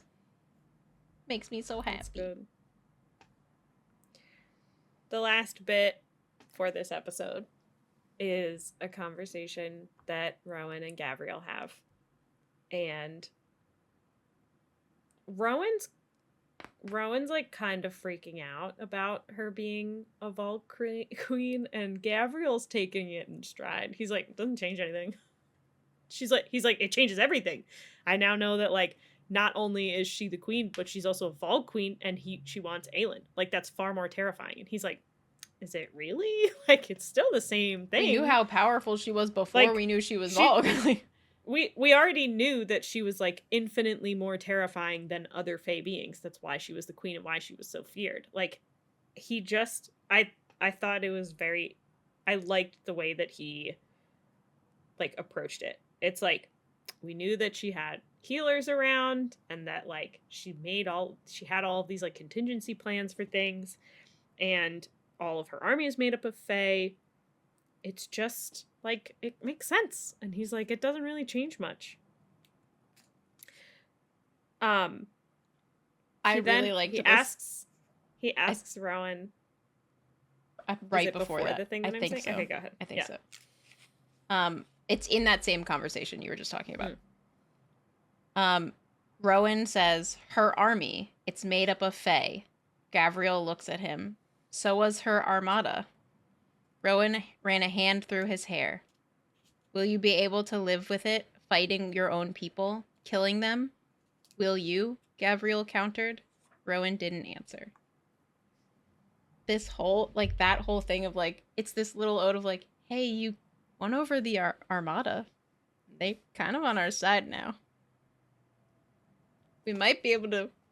That maybe. Fae army There's that potential. You led for such a long time, that we as the cadre, which they don't call themselves, but that we led, we could maybe convince them like It's we've possible. done before. That's true. I just like that little bit of like Gavriel being the like light in the moment of like, hey, we convinced those other people to help us. I think he just like, I like how he's just like, everybody calm down. It's like not as big of a deal as everybody's freaking out about. Yeah. Like, we already knew this. We already knew she was terrifying. It's fine. He then asked Rowan why she didn't offer him the blood oath, which is so sweet. And this was also one of my favorite parts, she will not offer it to him until Aedion has taken it first. And it's because Gavriel assumes in case he doesn't wish me to be near his kingdom. And Rowan says, so that Aedion knows she placed his needs before her own. And Gavriel says, I would say yes if she offered. And Rowan says, I know. She knows too. And then they talk about, like, he asks, like, we haven't heard anything from Terrasen. Like, do you think everything's okay? And they basically, like, yeah, if Aedion had fallen, they'd know about it. 100% they'd know about it. Because, like, Erewhon would probably be screaming it from the rooftops, to be completely honest. And then they kind of talk again about we have to convince them to go north to Terrasen after this is over. Rowan nodded. If we can smash this army tomorrow and convince the royals that Terrasen is the only course of action, then we could be heading north soon. You might be fighting by Aedion's side by Yulnis. Gavriel's hand clenched at his sides, tattoos spreading over his knuckles. If he would allow me that honor. Rowan would make Aedion allow it. But he only said, gather Elide and Lorcan. The Ruks are almost ready to depart. Yeah. Good. Everyone's just going to be bloodsworn. It's going to be fucking awesome. I'm stoked. So, yes. I can't wait. Elide can't. What made me sad was like the Elide one. Like that really Except for made me Elide. sad. Because Elide's she's like, I would love nothing more than to have you bloodsworn to me and like be like permanently sworn into my court. However, strategically, I need you to have an unbiased vote so that I can be queen. So that we actually can make all of this shit possible. Yes, I think it would be great, and I think Elide would be super honored. But I actually think that it is cooler that Elide has to not be bloodsworn, because then she has no choice. She has to make the conscious decision all of the time to be on her side. Yeah. And it never becomes a situation where it's like, AELIN is going to do something that I disagree with, but I have to follow her anyways. And AELIN also always isn't and forever doing be her choice. There would be no like AELIN making Elide forgive Lorcan. Yeah. Because I think AELIN wants the two of them. Well, I think AELIN for sure wants them. AELIN, but I think it's because AELIN just fucking knows better. Yeah. She's like, you two this is not, just accept it. I fucking fought this shit for so long, okay, and I lost, all right? I've been there, just get over it. Yeah. But like, they're not gonna force it. She's just opening every door possible and setting everything up for there to be the most success possible. So, true. We'll get there. So that's the end of this episode. That's it. A lot of things. So many goddamn cliffhangers. Yeah. So many things. So, thanks for hanging out with us. Thanks for coming on this journey with us. We hope you enjoyed your time here. Thank you for checking out the episode. You can find us at the Smut Peddlers on YouTube, Instagram, and TikTok. TikToks. You said TikTok, didn't you? I don't know. My brain was saying TikTok because that's what I call it. I thought I heard TikTok. Well, I don't know. We're there. We're on the thing. We're on that app. Go check it out on whatever that app is. Yeah. For additional content. And we'll see you guys later. Bye.